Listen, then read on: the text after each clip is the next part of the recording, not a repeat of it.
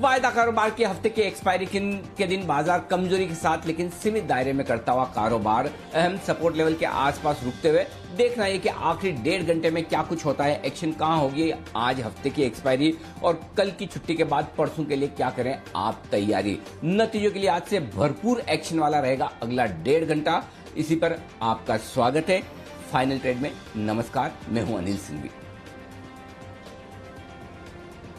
और नमस्कार, मैं हूं दीपांशु भंडारी। और इंडेक्स पर आपको लगातार दूसरे दिन सुस्ती जरूर दिख रही होगी, पर ढेरों कैश मार्केट के स्टॉक्स आज एक बार फिर से एक्शन में है। कुछ नई थीम्स भी बाजार ने पकड़ी हैं, तो उनके बारे में हमारे एक्सपर्ट से चर्चा करेंगे और जानेंगे अनिल सर से कि कहां पर हमें फोकस करना चाहिए। बताएं सर, इस समय के लिए बड़ी बातें क्या हैं? थोड़े ग्लोबल संकेत कमजोरी भरे रहे और डाउ फ्यूचर्स की जो कमजोरी है उसका असर भारतीय बाजारों पर देखने को मिल रहा है। 14,750 के आसपास निफ्टी ट्रेड करता हुआ दिख रहा है, 100 अंक नीचे है। इंट्राडे में 14,700 के थोड़ा सा नीचे फिसला, लेकिन एक तरह से कह सकते हैं 14,700 पर सपोर्ट लेने की कोशिश बाजार की रही है। आईटी और प्राइवेट बैंक सबसे ज्यादा कमजोर है, इंडेक्स 1% नीचे है, लेकिन सरकारी बैंकों का इंडेक्स 4% मजबूत है। रियल एस्टेट शेयरों में तेजी दिख रही है। Mid cap small cap share अब भी अच्छी मजबूती के साथ कारोबार कर रहे हैं, तो वहां पर कहीं कोई दिक्कत वाली बात है नहीं। और डाउ फ्यूचर्स 100 अंक नीचे है, 150-200 अंक नीचे था, उससे थोड़ी रिकवरी होती दिखिए। लेकिन डाउ फ्यूचर्स की कमजोरी का कोई खास असर यूरोप पे पड़ता हुआ नहीं दिख रहा है। यूरोप के बाजारों में आधा से 0.5% तक की तेजी बनी हुई है, तो वहां पर मजबूती का माहौल है। तो थोड़ी बहुत डाउ फ्यूचर्स में कमजोरी है, बाकी ग्लोबल मार्केट्स मजबूत नजर आ रहे हैं। दीप बिल्कुल सर, बल्कि डाउ में भी हमने सुबह तो देखा था सर, एक बार लगभग 250 पॉइंट्स की गिरावट थी, वहां से रिकवर होकर फिलहाल 100 पॉइंट्स नीचे है। यूरोप में भी ठीक ठाक एक्शन है और हमारे बाजार भी सर थोड़ा निचले स्तरों से फिर से रिकवर होते हुए दिख रहे हैं। हर सेक्टर में कोई ना कोई स्टॉक तो मूव कर ही रहा है। तो एक बार फिर से कल की तरह ही थोड़ा एक्शन होते हुए दिख रहा है, या फिर एक्सपायरी से पहले हल्की वॉलेटिलिटी और बढ़ती हुई दिख सकती है सर?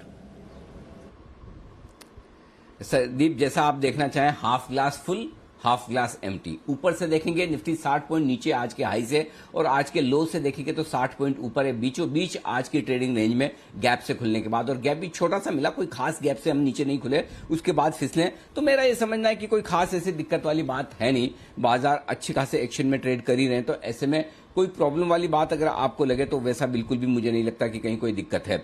हाँ, थोड़ी बहुत ग्लोबल मार्केट्स की कमजोरी के चलते थोड़ी बहुत जो प्रॉफिट बुकिंग जो होती दिख रही है वो आना लाजमी भी है। और इस वक्त अगर आप लेवल देखें तो 14,755, जी हाँ, ये निफ्टी का लेवल है और निफ्टी उसी लेवल के आसपास ट्रेड करता हुआ दिख रहा है। तो कोई ऐसी खास दिक्कत वाली बात है नहीं। बैंक निफ्टी भी आप देखिए 32,400 के आसपास नीचे सपोर्ट लिया है, ऊपर में 32,750, यानी कि नीचे से आप देखेंगे 150 पॉइंट आप ऊपर हैं, ऊपर से आप देखेंगे तो करीबन 100 पॉइंट नीचे। सो कुल मिलाकर रेंज बाउंड मार्केट है।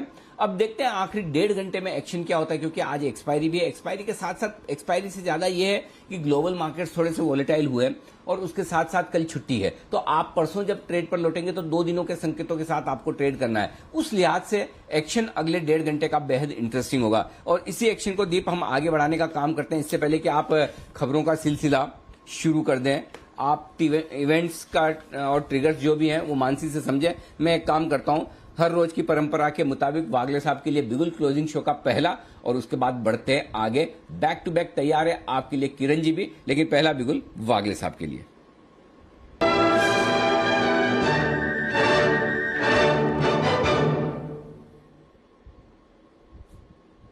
जी वागले साहब बताएं सर।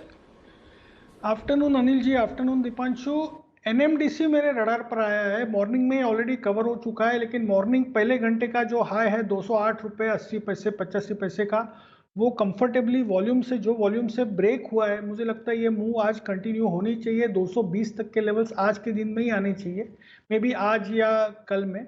और पोजिशनली मुझे 230 235 के लेवल्स दिखते हैं। आपका स्टॉप लॉस 207 रुपये 50 पैसे का होना चाहिए। 207.50 का स्टॉप लॉस लगा के 230-235 के टारगेट के लिए करे खरीदारी। ये राय है वागले साहब की। अगला बिगुल है किरण जी के लिए, किरण का कमाल।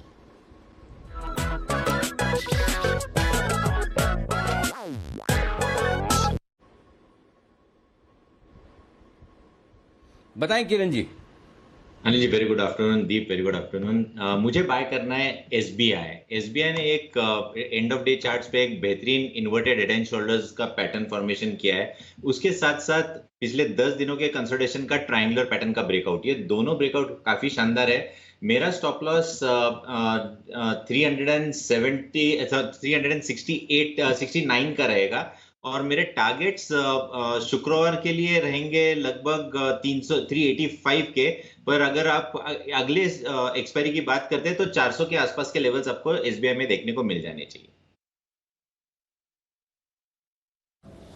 पीएसयू बैंक्स में आज दमदार एक्शन आपको आते हुए दिख रहा है। एसबीआई ने अभी मोमेंटम पकड़ा है, पीएनबी ये सुबह से एक्टिव है और बैंक ऑफ बड़ौदा उस पर भी नजर रखिए, वहां पर भी जबरदस्त तेजी बनी हुई है और अन्य मिड कैप बैंक्स स्पेशली आज एक्शन में आते हुए दिख रहे हैं। पर लार्ज कैप में एसबीआई पर मूव किरण जी को आती हुई दिख रही है। 369 का स्टॉप लॉस रखकर खरीदारी करें इस पर। आइए आपको बता दें फिर कौन से ट्रिगर्स पर हमारी नजर इस समय बनी हुई है और साथ ही आज के खबरों वाले शेयर्स कौन से हैं। मानसी और वरुण हमारे साथ तैयार है। मानसी, गुड आफ्टरनून, बताएं कौन से ट्रिगर्स पर नजर है। Good afternoon Deepanshu. आज निफ्टी स्पेस में यूपीएल, एशियन पेंट्स के नंबर्स, वहीं वायदा बाजार में टाटा पावर, वोल्टास, पिडिलाइट, ल्यूपिन के नंबर्स पर फोकस है।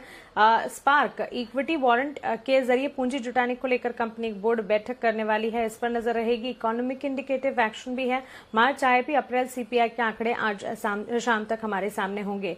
वहीं स्वास्थ्य मंत्री हर्षवर्धन की राज्यों के स्वास्थ्य मंत्रियों के साथ आज 4 बजे एक बैठक होने जा रही है, इस पर भी हमारी नजर रहेगी।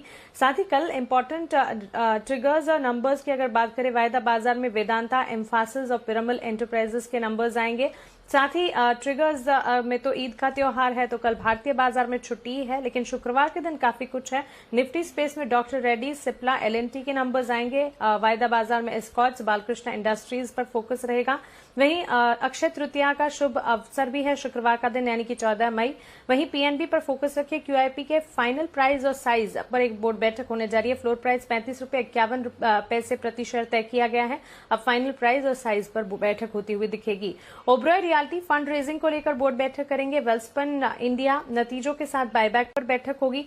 एचपीसीएल 2500 करोड़ का बायबैक इस दिन बंद हो जाएगा, दाम जिसके 250 रुपए प्रति शेयर तय किए गए हैं। वहीं स्मार्टलिंक होल्डिंग 32 करोड़ का बायबैक इस दिन बंद होने जा रहा है और अप्रैल के होलसेल महंगाई दर यानी कि डब्ल्यूपीआई के नंबर्स भी शुक्रवार के दिन आते हुए दिखेंगे। ओके, तो ये है आपके लिए कुछ खबरों वाले शेयर्स पर। एक बड़ी खबर आती हुई दिख रही है और स्पेशली बैटरी स्टोरेज को लेकर ये डेवलपमेंट है, तो उस स्पेस पर रखें नजर। सेल बैटरी स्टोरेज के लिए नेशनल प्रोग्राम को मंजूरी दे दी है। ये खबरें सोर्स बेस्ड इस समय आती हुई दिख रही हैं। सरकार के सोर्सेज से डायरेक्टली हमें पता चल रहा है advanced chemistry cell battery storage, इसके लिए नेशनल प्रोग्राम को मंजूरी दे दी गई है। तो अमर राजा, एक्साइड, इन दोनों स्टॉक्स पर तो आपको रखनी चाहिए नजर ही। साथ ही इस स्पेस में कुछ और बड़ी कंपनीज की एंट्री हो रही है। टाटा केमिकल्स, बीएचईएल भी इससे जुड़ी हुई है, वहां पर भी रखिए नजर।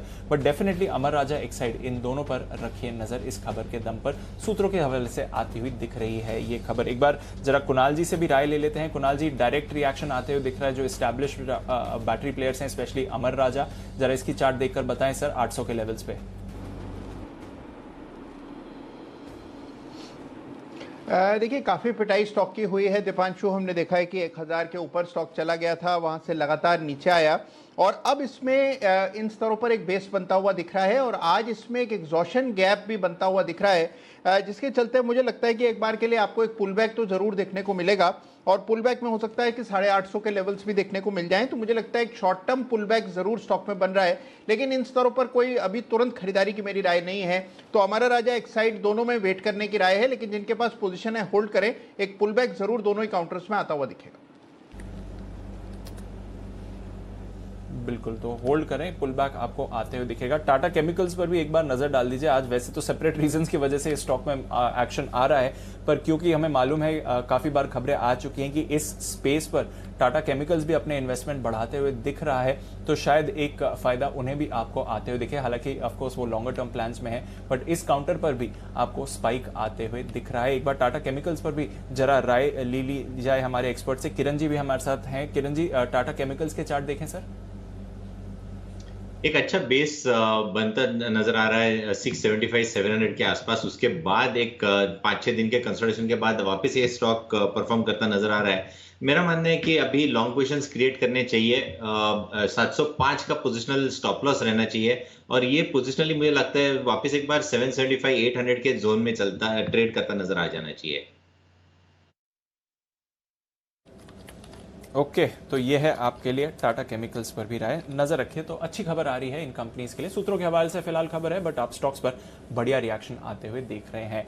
आइए और कौन से स्टॉक्स हैं जो खबरों के दम पर एक्शन दिखा रहे हैं, एक बार ये भी जान लेते हैं। वरुण हमारे साथ तैयार हैं। गुड आफ्टरनून वरुण, बताएं।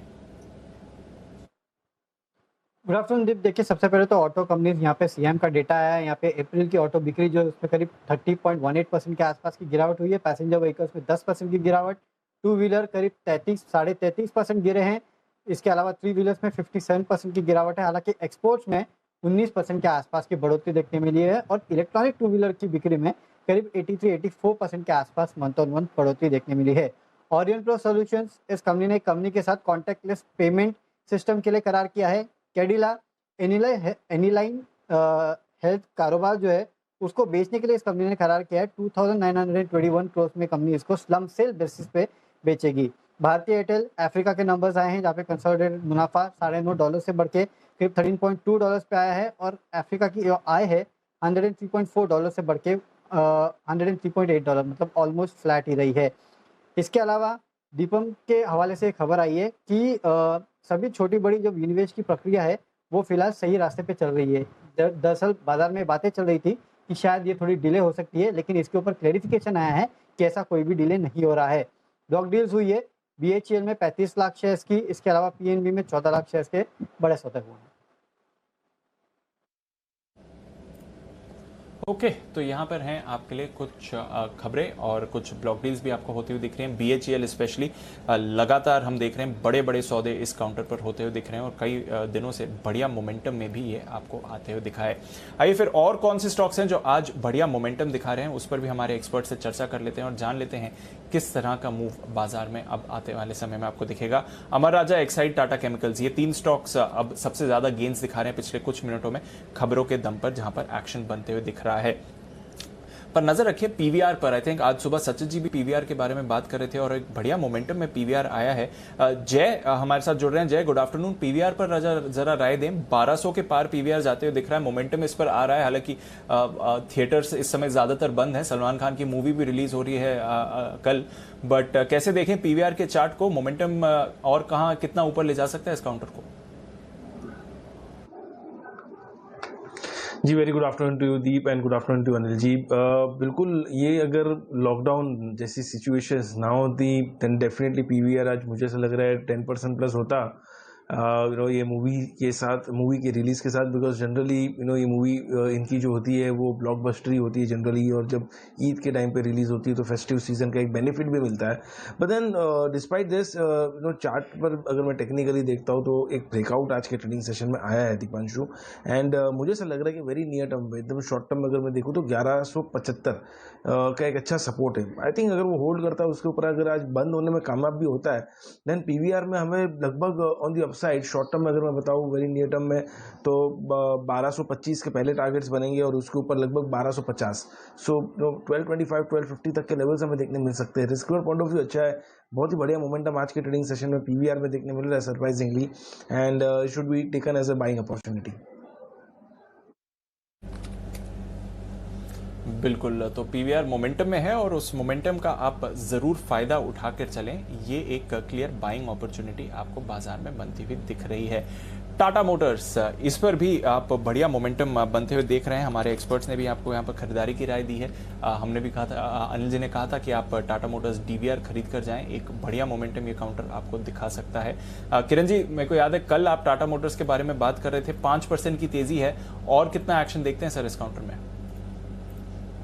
दीप, मेरे टारगेट्स तो अचीव हो गए, पर फिर भी मैं मानता हूं कि ये होल्ड ही करना चाहिए। अभी भी मुझे लगता है इसमें काफी बड़ी दमखम देखने को मिलेगी, क्योंकि जिस तरीके से शॉर्ट पोजीशंस ट्रैप होती जा रही है, पहले 300 फिर 320, अभी जैसे स्टॉक ऊपर जा रहा है शॉर्ट रोल ओवर देखने को मिल रहे हैं ऑप्शन चेन डेटा में।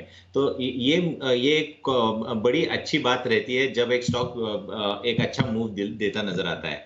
मेरा मानना है कि अभी के लिए स्टॉप लॉस 324 के आसपास का रखना चाहिए, 331 के आसपास ट्रेड कर रहा है। आपको नेक्स्ट एक्सपायरी तक 348 350 के लेवल्स देखने को मिल जाने चाहिए। ओके, तो ये है आपके लिए टाटा मोटर्स पर राय। इनफैक्ट वागले साहब और आशु जी ने भी टाटा मोटर्स पर 2 दिन पहले राय दी थी। एक हैट्रिक ऑफ कॉल्स आई थी इसी काउंटर पर। आइए देखते हैं वागले साहब को क्या पसंद आ रहा है। शायद सेमी काउंटर हो सकता है बिगुल वागले साहब के लिए।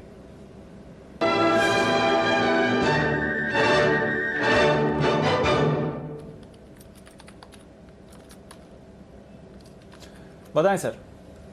दीपांशु, पिछले 3 दिनों में 2 बार मैंने टाटा मोटर्स कवर किया है, उसके इंट्राडे टारगेट्स है, एक दिन के टारगेट्स आ गए। लेकिन आज जो किरण जी कह रहे हैं मैं बिल्कुल सहमत हूँ। 327-28 का एक स्विंग हाई इसने जो फोर्स से ब्रेक किया है, अभी मैं कहता हूँ एट 333 मुझे डाउन साइड 330 से ज़्यादा लगती नहीं है। ऑन द अपसाइड 348 to 350 2 से 3 दिन में भी 3 से 4 दिन ये मूव आनी चाहिए। तो अगले हफ्ते का stock of the week Tata motors हो सकता है। बिल्कुल, तो और बढ़िया मोमेंटम में टाटा मोटर्स आपको आते हुए दिख सकता है। जबरदस्त तेजी आती हुई दिखी है और पिछले 2 दिनों में हम देख रहे हैं जब 2 दिन पहले कॉल्स आए थे आशु जी, किरण जी की और वागले साहब की तरफ से 300 पर था ये काउंटर। वहां से देखिए ऑलरेडी 10% की तेजी तो दिखा ही चुका है। सारे टारगेट्स यहाँ पर अचीव होते हुए दिखे हैं। आशु जी भी हमारे साथ हैं। आशु सर, गुड आफ्टरनून। और बड़े टारगेट्स टाटा मोटर्स पर आपको इस समय आते हुए दिख रहे हैं। आप किस तरह से देख रहे हैं टाटा मोटर्स को, कितना और मोमेंटम है इसमें? दीपांशु, अभी भी लगता है वो 300 पे नहीं था जब मैंने कॉल दी थी। तो दीपांशु तब 312-13 का भाव था और हमने कॉल दी थी कि 300 की कॉल लेके बैठ जाइए। उस वक्त 22 रुपए का भाव था। अब तो वो 35, 36, 38 भी हो चुकी है। तो मुझे लगता है अभी भी कॉल के थ्रू, क्योंकि दीपांशु जो मार्केट वॉलिटिलिटी है, कॉल के थ्रू आपको ना अगर मैच्योर ट्रेड अच्छे से होता है तो आपको पैसे पूरे बन सकते हैं। तो टाटा मोटर में भी मुझे 340 और 50 के बीच का टारगेट लगता है। बट मैं ये बोलूंगा कि जैसे हमने अपने क्लाइंट्स को बोला कि 300 की कॉल को बुक करके अब आप 330 की कॉल में आ जाइए। ट्रेंड तेजी का ही है, बाय करके रखना है, लेकिन ऑप्शन के थ्रू रखना है, क्योंकि ट्रेड में पैसा शायद थोड़ा प्रीमियम देके कम मिलेगा। बट इस मार्केट में ऑप्शन के थ्रू ट्रेड करेंगे तो बेटर रहेगा। व्यू अभी भी टाटा मोटर में पॉजिटिव है with a target of 340 to 350।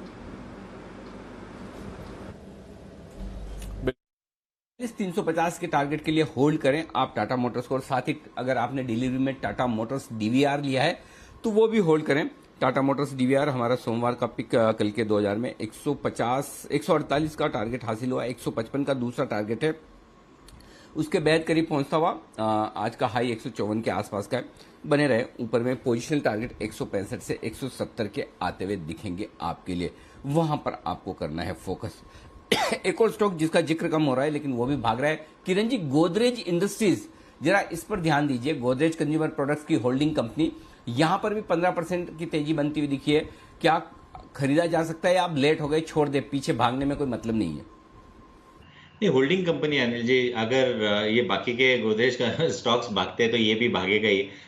Technically बहुत अच्छा एक इन्वर्टेड हेड एंड शोल्डर का ब्रेकआउट 550 लेवल्स के आसपास किया है। ये ब्रेकआउट लेवल्स है तो 540 के स्टॉप लॉस के साथ लॉन्ग पोजीशंस रखने ही चाहिए। नेक्स्ट बैरियर जो है वो 650 के आसपास है। ये एक बार 650 पार कर लेगा तो एक मल्टीपल टॉप लेवल्स क्रॉस करेगा और एक नए दायरे में ट्रेड करता नजर आएंगे। तो मेरा मानना है कि लॉन्ग पोजीशंस रखने चाहिए गोदरेज इंडस्ट्रीज में। ओके, लॉन्ग पोजीशन को होल्ड करें, कोई डरने घबराने की जरूरत नहीं। गोदरेज इंडस्ट्रीज ये है वो स्टॉक जहां पर एक्शन भरपूर आगे बनता हुआ दिख सकता है। एक्शन बनेगा उन शेयरों में भी जहां पर रिजल्ट आने वाले हैं। अपोलो टायर्स आज नतीजे पेश करेगा। नतीजों के पहले एक अच्छा मूव अपोलो टायर्स में आया है, लेकिन अब आगे क्या? जय, जरा एक बार इसके चार्ट देखिए। Sure Anil ji overall tyre space तो मुझे ऐसा लग रहा है कि काफ़ी बढ़िया है। इनफैक्ट यहाँ से अच्छे हमें रैली देखने मिल सकती है बिकॉज सारी टायर स्टॉक्स में और most of the tyre stocks नजर आई वुड से कि अच्छा करेक्शन हमें देखने मिला है, चाहे वो C8 हो, MRF हो, JK टायर हो, TVS फ्यूचर हो या अपोलो टायर हो। और जहाँ तक अनिल जी अपोलो टायर का सवाल है, मुझे ऐसा लग रहा है कि ये स्टॉक में ऊपर में एक छोटा सा हर्डल है करीब 230 का। अगर मैं टेक्निकली देखता हूँ तो अगर 230 के लेवल्स के ऊपर अगर ये स्टॉक में ब्रेकआउट आता है तो बहुत ही अच्छा कप एंड हैंडल पैटर्न में से ब्रेकआउट हमें ये स्टॉक में देखने मिलेगा। एंड अबाउट 230 हमें लगभग 245 250 तक के लेवल्स देखने मिल सकते हैं नियर टर्म में। सो मेरा ये मानना है कि अगर किसी रिजल्ट के पहले इसको खरीदना है तो एक बुलिश व्यू के साथ ही ट्रेड करना चाहिए। फ्यूचर्स में नहीं तो 230 का एक कॉल ऑप्शन इसमें खरीद कर चल सकते हैं। एंड अगर 230 के ऊपर ब्रेकआउट आता है देन डेफिनेटली फ्यूचर्स में भी पोजीशंस बनाई जा सकती है। ओके तो फ्यूचर्स में भी पोजीशन बनाएं और रिजल्ट्स की उतार चढ़ाव से अगर आपको लगता है डर तो फिर ऑप्शंस खरीद कर ज्यादा बेहतर होगा आपके लिए। यह है जय की राय। लेकिन एक बार जरा आइडिया लिया जाए आशु सर से भी। आशु सर, निफ्टी पर या बैंक निफ्टी पर कोई स्ट्रेटेजी है इस वक्त आपके पास? नहीं अनिल जी, एक्चुअली कोई भी ढंग की स्ट्रैटेजी नहीं है क्योंकि बहुत बड़ी मूवमेंट लग नहीं रही है और कॉल पुट से भी अनिल जी प्रीमियम देने का फायदा नहीं है और बेचने का भी नहीं है क्योंकि आईवीज भी बहुत कम हो चुकी हैं। तो मजा नहीं है अनिल जी किसी भी स्ट्रैटेजी के अंदर। तो मुझे लगता है अनिल जी ये टुवर्ड 700-800 के बीच की एक्सपायरी रहेगी। 25-50 पॉइंट का कोई बहुत बड़ा मूव आ जाए, मतलब दैट इज द मैक्सिमम अभी लग रहा है। मतलब टू स्कूल्स ऑफ थॉट हैं कि 700 के नीचे कोई कहता है और कोई कहता है कि 800 से ऊपर बंद होगी। बट मुझे अनिल जी दोनों तरफ कोई भी कन्विक्शन नहीं है। Having said that Anil ji, मुझे लगता है कि जो अगर आप ओवरऑल स्टॉक्स में भी देखें तो कहीं ना कहीं अब ना ऐसा लगता है कि मार्केट एक ऐसे जंक्चर पे अनिल जी के एज ए डिसिप्लिन काफ़ी सारे स्टॉक्स में प्रॉफिट बुकिंग करनी चाहिए, इंक्लूडिंग फार्मा में भी। और ऐसा नहीं है कि फार्मा में कुछ गड़बड़ है या खराब हो रहे हैं, लेकिन मुझे लगता है कि अनिल जी एक ना प्रॉफिट बुकिंग जरूर कर लेनी चाहिए और पोजीशन कम कर लेनी चाहिए। इसका एग्जांपल अनिल जी मैं भेल से देता हूँ। भेल से अनिल जी बहुत से लोग पूछ रहे हैं कि अब आप टारगेट 90-100 का है वो इंटैक्ट है। अनिल जी वो टारगेट चाहे इंटैक्ट हो, लेकिन अगर अपने 50 पे अगर 100 शेयर लिए हैं तो 75 तक आके आपके 25 हो जाने चाहिए। ऐसा ना हो कि 50 से 55 में 25, 60 से 65 में 25 और अब 75 में आके आप 100 शेयर ले लें। तो ये एक डिसिप्लिन बहुत इंपॉर्टेंट होता है जो मैं बार बार मतलब इस चैनल पे जरूर बोलता हूं कि इन्वेस्टमेंट या ट्रेडिंग पिरामिड की तरह होनी चाहिए कि ऊपर मूव के बाद आपकी होल्डिंग कम हो जानी चाहिए। तो वो डिसिप्लिन मैं अभी भी अनिल जी बरकरार रखना चाहता हूं, चाहे वो भेल और बाकी में। बाकी अनिल जी कैडिला का बुल स्प्रेड, टाटा मोटर की कॉल, ग्लेनमार्क का बुल स्प्रेड, ये सब के सब पॉजिटिव चल रहे हैं।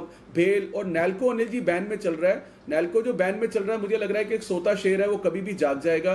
पीएसयू बैंक्स में यहाँ पे अनिल जी सबने कवरेज की है, हमारा भी अब उसमें पॉजिटिव मूव है।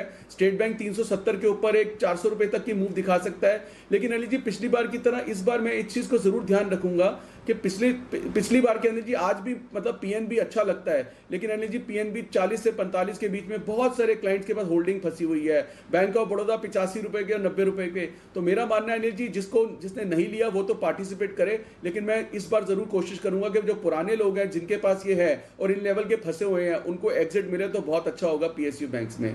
और Anil ji lastly Godrej consumer, Anil ji results में इसीलिए हम कॉल पुट ये बोलते हैं कि कभी कभी मतलब रिजल्ट्स ऐसे ऊंच नीच हो जाती है। रिजल्ट्स में तो ऊंच नीच नहीं हुई अनिल जी, लेकिन थैंकफुली एक तो कल वो नीचे आ गया था तो मुझे नहीं लगता कि कोई शॉर्ट होगा, कवर हो गया होगा क्योंकि इलिक्विड स्टॉक भी है। बट अनिल जी इतना जोर का थप्पड़ मारा है ना गोदरेज कंज्यूमर ने, तो मुझे मतलब आई डोंट थिंक सो कि ऐसी मूव, इतनी फिरोशियस मूव कभी देखी है। बट सिंस अनिल जी इसके बारे में बात की थी तो मतलब in all honesty I wanted to speak, क्योंकि मुझे अगर अपडेट देने हैं तो अनिल जी पूरे ही अपडेट की बात करनी चाहिए।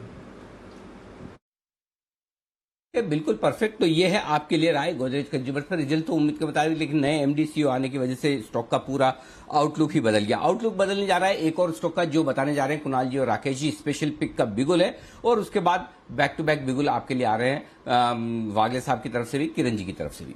तो पहले राकेश जी कुणाल जी के लिए स्पेशल पिक।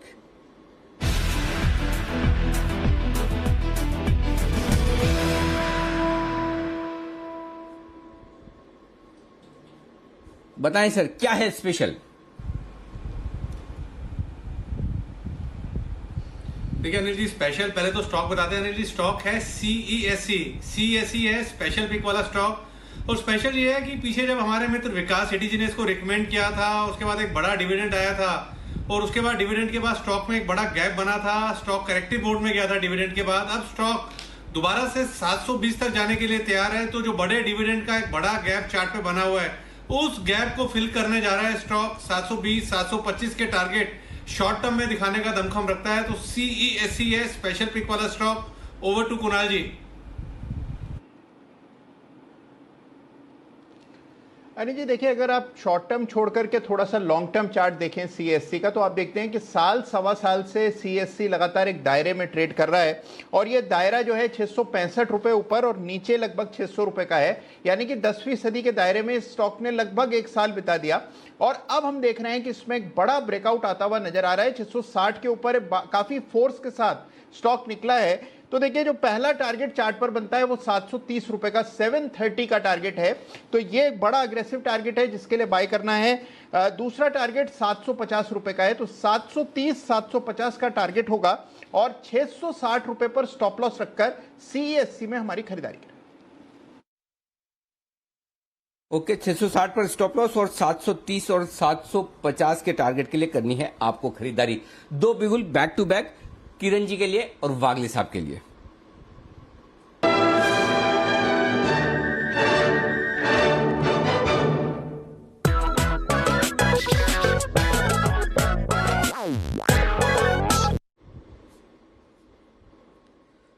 स्टॉक भले एक वागले साहब की पसंद का हो, लेकिन फास्टेस्ट फिंगर फर्स्ट में photo finish, fastest finger first भी नहीं बोलूंगा, एकदम फोटो फिनिश में आगे निकले किरण जी। बिल्कुल एकदम छोटे से मार्जिन से, जैसे वो PT उषा रह गई थी ना, 1 सेकंड के 100वें हिस्से से वो ब्रॉन्ज मेडल रह गया था, चौथे नंबर पे ओलंपिक में आई थी। एग्जैक्टली वैसे ही वागले साहब इतने से पीछे रह गए। तो किरण जी बताइए, कौन सी है स्टॉक और क्या है टारगेट्स?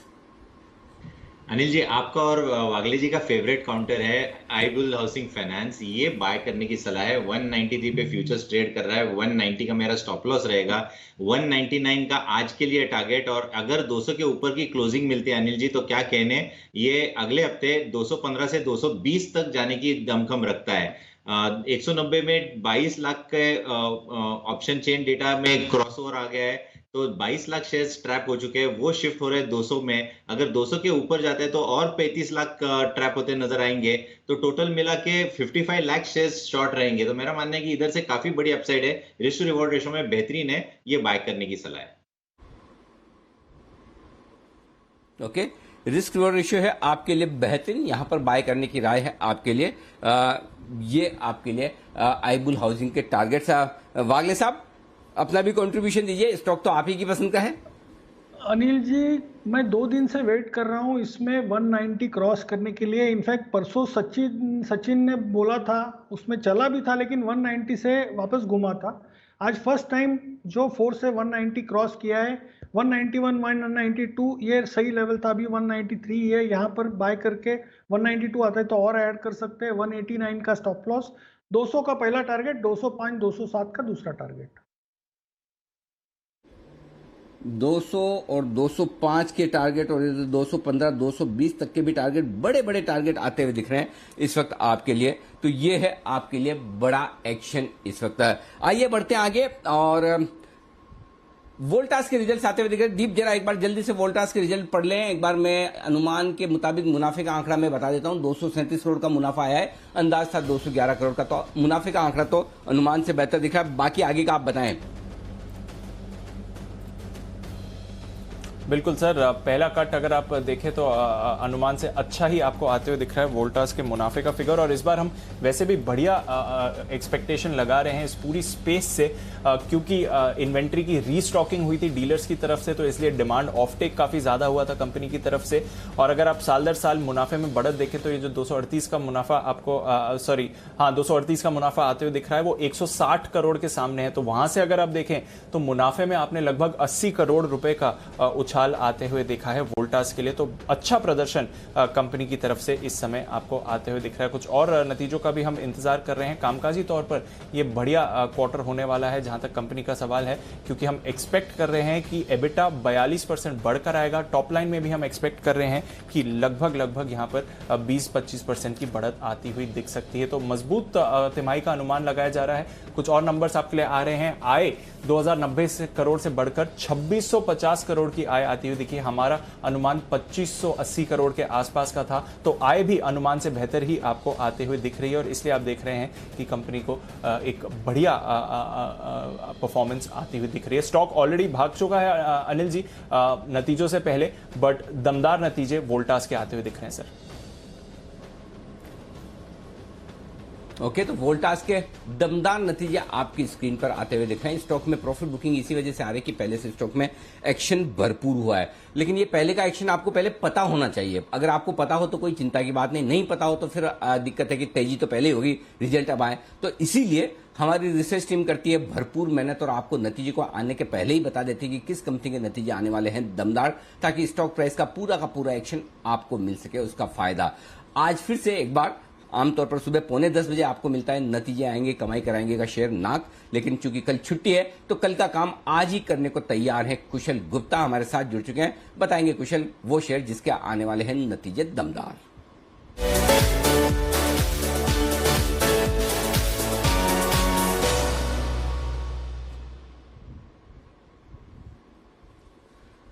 बताएं कुशल, कौन सी कंपनी है जिसके रिजल्ट्स आने वाले हैं दमदार और कब आएंगे?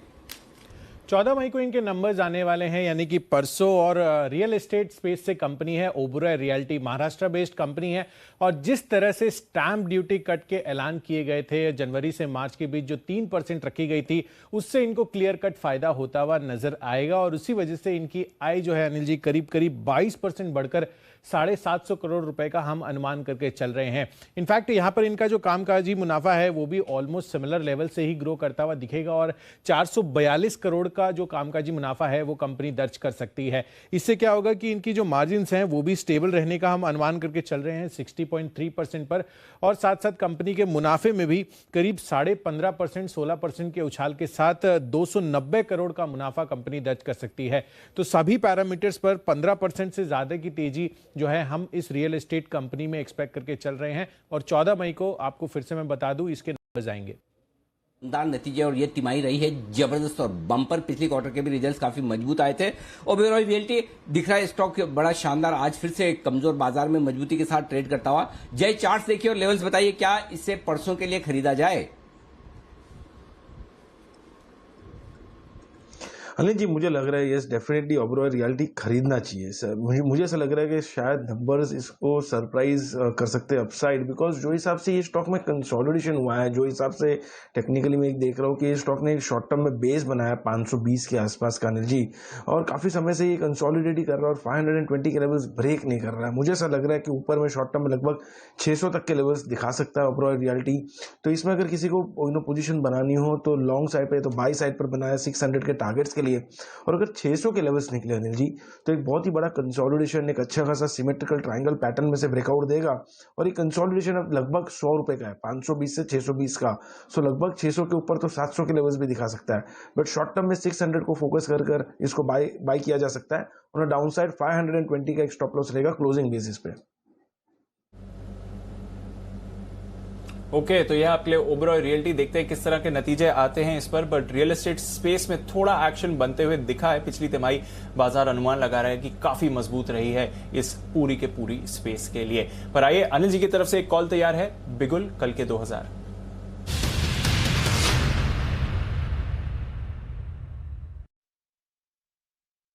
खरीदारी करने की राय है और खरीदारी करने की राय है वेदांता के फ्यूचर्स में 290 वोडाफोन आइडिया नहीं, वेदांता के फ्यूचर्स में खरीदारी करने की राय है और ये 290-291 के आसपास ट्रेड करता हुआ दिख रहा है। यहां पर खरीदारी करने की राय है। कल आने वाले हैं नतीजे और इन नतीजों के लिहाज से इसमें खरीदारी करने का मौका बनता है। नतीजों के पहले आज आप देखिए हिंदुस्तान जिंक जो इनकी सब्सिडी कंपनी है उसमें बड़ा एक्शन आता हुआ दिखा है और हम उम्मीद कर रहे हैं कि जिस तरह से मेटल कंपनियों के तगड़े रिजल्ट्स आते दिख रहे हैं ऐसे ही दमदार रिजल्ट्स आपको कल वेदांता के देखने को मिल सकते हैं। और जिस तरह का मूव बाकी कई सारे मेटल स्टॉक्स हैं, चाहे वो JSP ले लें, JSW स्टील ले लें या आयरन ओर वाली NMDC जैसी कंपनियां ले लें, इनमें जो मुंह आता हुआ दिखा वैसा ही बड़ा और तगड़ा मुंह आपको वेदांता में भी आते हुए दिख सकता है। आपका किसी भी प्राइस का स्टॉक है और आपके पास होल्ड करने की ताकत है तो आप निश्चित तौर पर पैसा बनाएंगे। फिलहाल जो छोटे टारगेट हैं वो है 300 और 305 रुपए के आज और शुक्रवार के लिए। इनफैक्ट शुक्रवार को अच्छे नतीजे आए जैसा हम उम्मीद कर रहे हैं, जो कि सारी मेटल कंपनियों से उम्मीद करना वाजिब है। तो ऐसे में 312 और 320 ये सारे टारगेट है और आपको याद होगा 320 का टारगेट इवेंचुअली हमें वहां तक पहुंचना है जो LIC ने खुद अपने वेदांता के शेयरों के लिए टारगेट रखा है। तो 300, 305, 312 और 320 ये हैं टारगेट जिसके लिए वेदांता में खरीदारी करनी है। और अगर आपको लगता है रिजल्ट के हिसाब से जिन्हें रिस्क कम रखनी है वो 300 रुपए वाला कॉल ऑप्शन भी खरीद सकता है जो 12 रुपए में मिल रहा है। आप 300 रुपए वाला कॉल ऑप्शन खरीद लें 12 रुपए में और 320 वाला कॉल ऑप्शन आप भेज दें। जय मुझे बताएंगे जय 320 वाला कॉल ऑप्शन कितने में ट्रेड हो रहा है, ताकि अगर किसी को हेजिंग करने के लिए आज से करना है तो 300 का कॉल ऑप्शन खरीदकर 12 रुपए में 320 का बेचकर वो हेजिंग भी कर सकता है ताकि वो उनकी पोजीशन भी खड़ी हो जाए। दोनों तरह से हो सकता है, जिनको रिजल्ट से डर लगता है। अदरवाइज सीधा फ्यूचर्स भी खरीदें या डिलीवरी भी लें तो कोई हर्ज नहीं। जय एक बार बताइए जरा 320 वाला कॉल ऑप्शन। करीब अनिल जी ये 7 रुपए के पास आसपास ट्रेड कर रहा है वेदांता का 320 का कॉल ऑप्शन अनिल जी। और मुझे भी ऐसा लग रहा है कि अभी भी वेदांता में ऊपर की जगह है लगभग। अगर हम देख रहे हैं तो ये स्टॉक में हमें शॉर्ट टर्म में अगर कैश और या तो स्पॉट लेवल्स अगर हम देखें अनिल जी तो मुझे ऐसा लग रहा है कि 300 के लेवल्स से ऊपर निकलना चाहिए। 305, 310 तक की लेवल्स की जगह बन रही है। सो 7 रुपए के आसपास अनिल जी ये 320 का कॉल मिल रहा है। यहाँ पे ये कॉल भी खरीद कर चल सकते हैं अगर किसी प्लेन वैनिला ऑप्शन खरीदना है तो, या तो जो आपने स्ट्रैटेजी बताई कि यहाँ पे एक फ्यूचर ले ले और ऊपर एक कॉल ऑप्शन भी बेच सकते हैं सो दैट हेज रह सकते हैं। तो ये है आपके लिए जय की तरफ से भी बेहतरीन स्ट्रेटजी। 284 का स्टॉप लॉस लगाकर आप ट्रेड करें। 284 का स्टॉप लॉस लगाएं। ऊपर के टारगेट 300, 305, 312, 320 ये सारे टारगेट्स हैं जिनके लिए वेदांता का फ्यूचर आपको खरीदारी करने की राय है। या 300 का कॉल ऑप्शन खरीदे 12 में, 320 का बेचे 8 में, 4 रुपए की कॉस्ट में आपके लिए ये पोजीशन बन जाएगी। दोनों तरीके से जो आपको पसंद हो वो ट्रेड आप कर सकते हैं। आइए बढ़ते हैं आगे। 2:30 बजे मुलाकात का वक्त है सेठी साहब से और उसके बाद 2:30 बजे की स्ट्रेटजी भी है तैयार।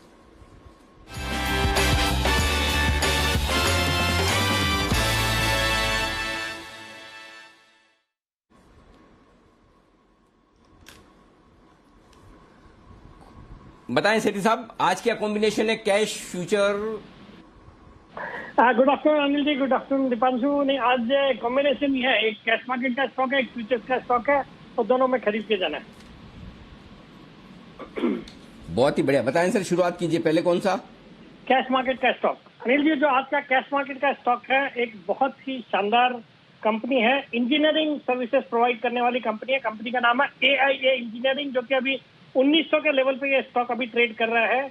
ये एक Ahmedabad based engineering services company है जो कि पावर सेक्टर, सीमेंट और माइनिंग इंडस्ट्रीज को कैटर करती है। दुनिया की second largest high Chrome casting producing company है ये।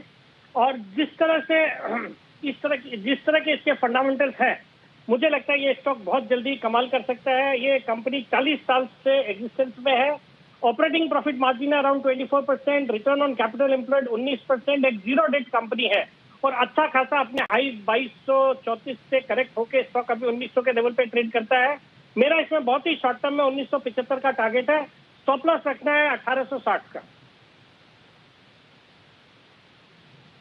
1860 का स्टॉप लॉस, 1975 का टारगेट, ये है आपके लिए खरीदारी करने की राय। AIA इंजीनियरिंग ये है वो स्टॉक। जैन साहब के जेम्स में भी जैन साहब ने कई बार रिकमेंड किया, बहुत ही शानदार कंपनी है इंजीनियरिंग स्पेस की। और सारे आप देखिए ABB, भेल, ये सब इंजीनियरिंग से जुड़े स्टॉक जबरदस्त एक्शन में है। तो इस स्टॉक में भी एक्शन भरपूर होने की उम्मीद आपके लिए सेठी साहब की तरफ से। सेठी साहब ये तो छोटा टारगेट 1975 का, इन्वेस्टर्स के लिए कोई बड़ा टारगेट? नहीं अनिल जी, इस कंपनी में लॉन्ग टर्म के लिए बिल्कुल निवेशित रहना चाहिए। एक दमदार कंपनी है और जिस तरह से आज हम देख रहे हैं सीमेंट है, फिर बाकी भी LNT वगैरह जितनी भी कैपिटल गुड्स वाली कंपनीज है उनमें एक अच्छा खासा तेजी का ट्रैक्शन बना। मुझे लगता है आने वाले 9 से 12 महीने में ये वापिस से 2300-2500 तक के लेवल आ सकते हैं स्टॉक में। ओके, तो ये है आपके लिए AI इंजीनियरिंग में खरीदारी करने की राय। बताएं सेठी साहब अपना F&O स्टॉक। अनिल जी, जो आज का मेरा F&O स्टॉक है ये एक PSU स्टॉक है, पेट्रोनेट LNG। ये स्टॉक का अभी मे फ्यूचर्स का प्राइस चल रहा है 248 के आसपास का। वैल्यूएशन के लिहाज से अपने पीयर से बहुत ही सस्ता है, 14 के मल्टीपल पे स्टॉक ट्रेड करता है, जबकि इसकी पीयर कंपनीज अराउंड 35-40 के मल्टीपल पे ट्रेड करती है। पिछले साल 12.5 रुपए का डिविडेंड दिया है, तो डिविडेंड यील्ड ही अराउंड 5% होती है। दिसंबर क्वार्टर में दमदार नतीजे थे, 867 करोड़ का प्रॉफिट अर्न किया versus 675 crore year on year. बाकी रिटर्न ऑन इक्विटी है 24%, एक जीरो डेट कंपनी है। और इस क्वार्टर में, पिछले क्वार्टर में इनकी एक पाइपलाइन है कोची मैंगलोर पाइपलाइन, उसमें कमीशन हो गई है वो, तो उसके भी जो इम्पैक्ट है वो देखने को मिलेगा।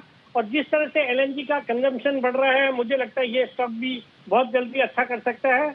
इसमें मेरे बहुत ही शॉर्ट टर्म के टारगेट है 260-265 के, स्टॉप लॉस रखना है 242 का। 242 के स्टॉप लॉस के साथ खरीदारी करें, 260-265 के टारगेट के लिए। 2:30 बजे की स्ट्रेटजी भी तैयार है, लेकिन उससे पहले एक जल्दी से बिगुल फटाफट आशु सर के लिए, और उसके बाद हम 2:30 बजे की स्ट्रेटजी की तरफ बढ़ेंगे आगे। स्विंग के सुल्तान आशु मदान।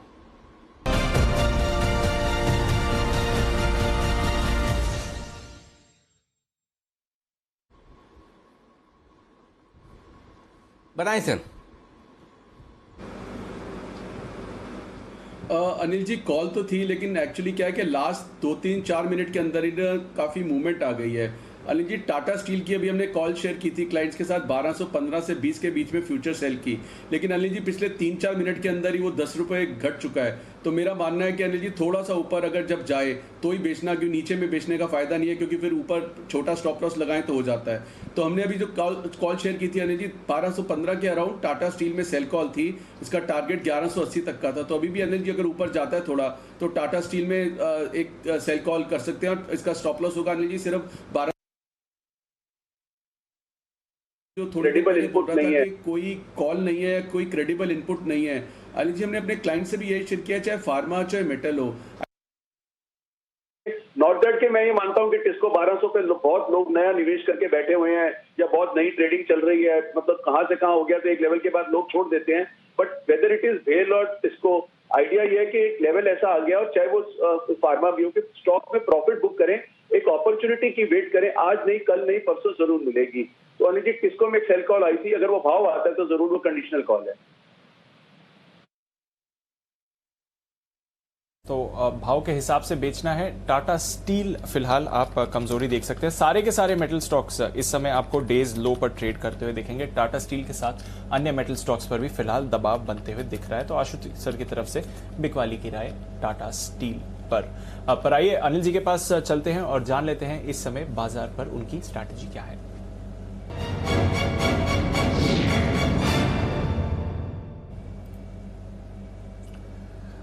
लगातार दूसरे दिन सुस्ती जरूर है सर, जो अमेरिकी बाजारों से आज इंपोर्ट होकर आई है। डाउ फ्यूचर 100 पॉइंट्स नीचे हैं, तो दिन के निचले से रिकवर होकर 100 पॉइंट नीचे ही ट्रेड कर रहे हैं। नैस्डैक फ्यूचर्स भी 0.5% नीचे ही आज आपको दिख रहे हैं। अमेरिकी बॉन्ड यील्ड में हमने देखा है पिछले 2-3 दिनों से लगातार बढ़त रही है, 1.62 1.63 के आसपास वहां पर भी ट्रेड होते हुए दिख रहा है। यूरोप की आज अच्छी शुरुआत हुई है, तो कल सुस्ती जरूर थी जिस तरह से ग्लोबल मूड माहौल था, पर आज यूरोप के बाजार होल्ड आउट कर रहे हैं। बल्कि यूके पर नजर डालिए, 0.5% से ज्यादा यहां पर तेजी है। कुछ कोविड रेस्ट्रिक्शंस यूके में और कम कर दिए गए हैं, जहां से पॉजिटिविटी बनती हुई दिख रही है। कच्चे तेल में भी आप खरीदारी देख रहे हैं। एशिया में भी चीन और हांगकांग दोनों ही पॉजिटिव क्लोज हुए थे। हालांकि ताइवान के बाजारों में आज हमने भारी गिरावट देखी। इंट्राडे में 8% नीचे थे ताइवान के बाजार, तो आप कह सकते हैं कि वहां से रिकवर होकर 4.5% नीचे बंद हुए हैं। तो ग्लोबल मोड माहौल, अमेरिकी बाजार सुस्त हैं, बट बाकी मार्केट्स ठीक लग रही हैं। सर, हमें क्या करना चाहिए? दीप देखिए, ग्लोबल का तो संकेत पढ़ के कोई फायदा है नहीं, क्योंकि क्या होगा 2 दिनों में पता नहीं। आज 100 पॉइंट नीचे दिख रहा है डाउ, 100 ही होगा, कम होगा, ज्यादा होगा पता नहीं, और फिर कल वापस एक सेशन है, परसों सुबह फिर आपको डाउ फ्यूचर्स देखना है। तो ये 3 संकेतों के बीच में समझ के बाहर की चीज है। तो ग्लोबल को छोड़ के लोकल पे हमारे संकेतों पर फोकस करते हैं।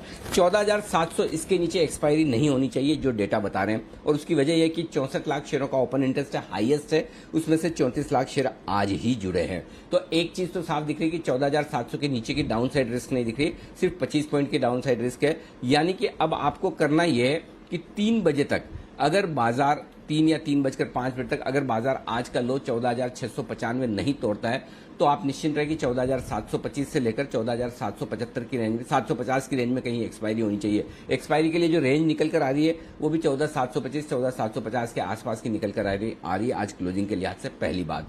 लेकिन अगर 3 बजे के पहले आप तोड़ देते हैं और टिक जाते हैं तो फिर आपके लिए नीचे की रिस्क खुलती है, तब 14,635 14,650 तक का रास्ता खुल जाता है। अगर आप 3 बजे के पहले 14,695 आज का लो तोड़कर टिक जाते हैं 5-7 मिनट, तो ये डेटा पर ध्यान रखना है, क्योंकि सपोर्ट 14,700 पर वायदा कारोबार के डेटा के लिहाज से बड़ा है।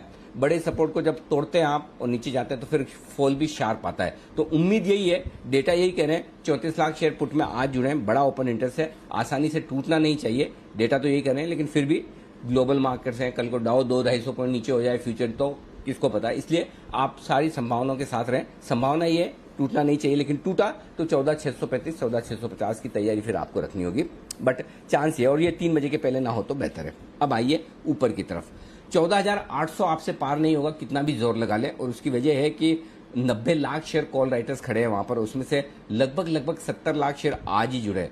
14,700 के पुट राइटर्स जितने हैं 35 लाख, उससे दुगुना 70 लाख पुट राइटर्स आपके 14,800 पर है। तो दबाकर कॉल राइटिंग हुई है, इसलिए आपसे 14,800 कितना ही जोर लगा ले पार नहीं होगा।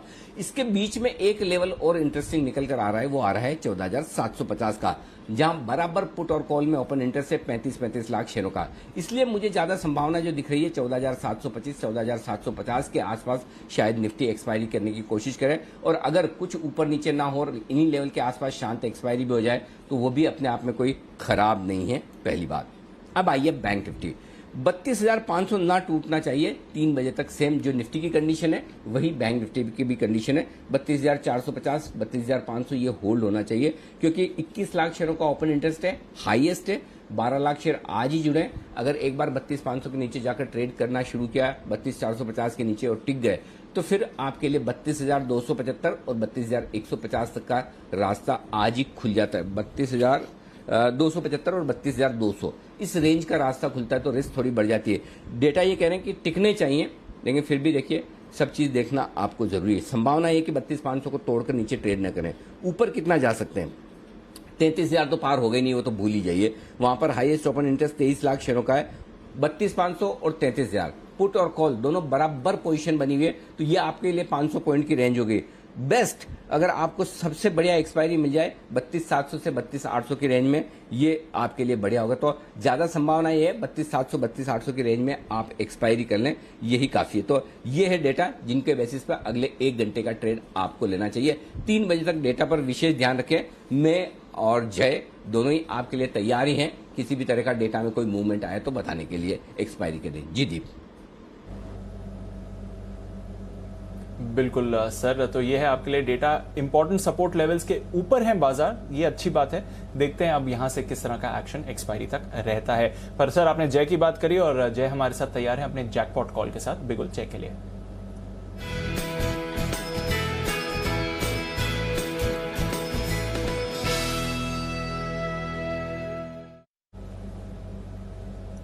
बताएं जय। जी दीपांशु, बहुत ही एक इंटरेस्टिंग और रेयर पैटर्न फॉर्म हुआ है, एंड आई एम श्योर कि कुणाल जी सहमत होंगे इससे। और ये बाय रिकमेंडेशन मैं दे रहा हूँ PEL के ऊपर, जहाँ पे एक बहुत ही अच्छा एक डायमंड पैटर्न फॉर्म हुआ है। डेली चार्ट्स पर क्वाइट विजिबल है, आर्ली चार्ट्स पर विजिबल है। 1701 1702 के आसपास PEL फ्यूचर्स ट्रेड कर रहा है दीपांशु। मेरे टारगेट्स यहाँ पे रहेंगे 1740 के पहले, एंड सेकंड टारगेट जो बनेंगे वो 1765 के है। डाउन साइड में यहाँ पे स्टॉप लॉस प्लेस करना है 1675 का। So risk reward point of view काफी बढ़िया है। और बेस्ट पार्ट ये है कि डायमंड पैटर्न जो फॉर्म हुआ है उसके लोअर एंड से जस्ट एक रिवर्सल आ रहा है दीपांशु, तो यहाँ पे एक रिस्क रिवॉर्ड अच्छा बन रहा है, काफी ओवरसोल्ड हो चुका है। यहाँ पे इंडिकेटर्स में लीडिंग एंड लैगिंग दोनों ही इंडिकेटर्स में क्लियरली एक बाय क्रॉस ओवर दिखने मिल रहा है पॉजिटिव डाइवर्जेंस के साथ। सो आई थिंक पीएल फ्यूचर्स को यहाँ पे खरीद कर चल सकते हैं। आई एम श्योर कुणाल जी को भी काफी पसंद आएगा, डायमंड पैटर्न उनको पसंद आता है काफी। बिल्कुल, कुणाल जी को भी पसंद है डायमंड पैटर्न। और बीईएल की बात कर रहे हैं, पीईएल माफ कीजिएगा, पीरामल एंटरप्राइजेस की बात कर रहे हैं जय, इसलिए मैं भी लेवल्स पे थोड़ा कंफ्यूज हो गया जब बीईएल सुना मैंने। बट इसके भी नतीजे आने वाले हैं कल। कुणाल जी, पीरामल एंटरप्राइजेस, आपकी कोई राय, किस तरह से देख रहे हैं? और डायमंड पैटर्न यहाँ पर आपको भी डेवलप होते हुए दिख रहा है सर?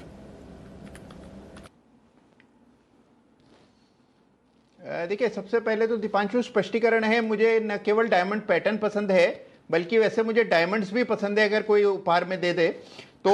वैसे देखिए, जहां तक सवाल रहा पैटर्न का, तो बिल्कुल सही कह रहे हैं जय, डायमंड पैटर्न बनता हुआ दिख रहा है। आवरली चार्ट खोलकर मैंने अभी देखा और मुझे साफ दिखाई पड़ा पैटर्न, ब्रेकआउट आता हुआ दिख रहा है, कई दिनों का कंसोलिडेशन है। एक मामूली से रेजिस्टेंस मुझे 1735-40 के आसपास नजर आती है।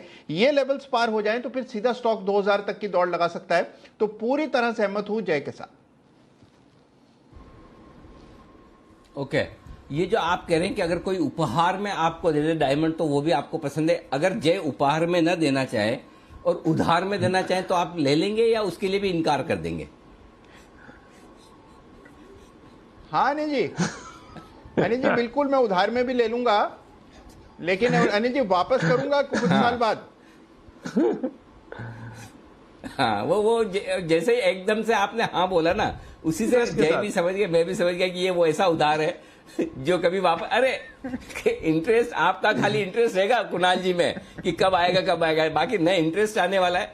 देखिए, कुणाल जी की लाइफ का प्रिंसिपल बता दूं, प्रिंसिपल देना इनके इंटरेस्ट में नहीं है और इंटरेस्ट देना इनका प्रिंसिपल नहीं है। तो इसलिए आपने इंटरेस्ट की उम्मीद रखे न प्रिंसिपल की उम्मीद रखे। आपका जो डायमंड गया वो गया है। चलिए आइए बढ़ते आगे, और नितिन जी हमारे साथ तैयार है। नितिन जी के लिए निफ्टी के निशानेबाज नितिन बराड़ का।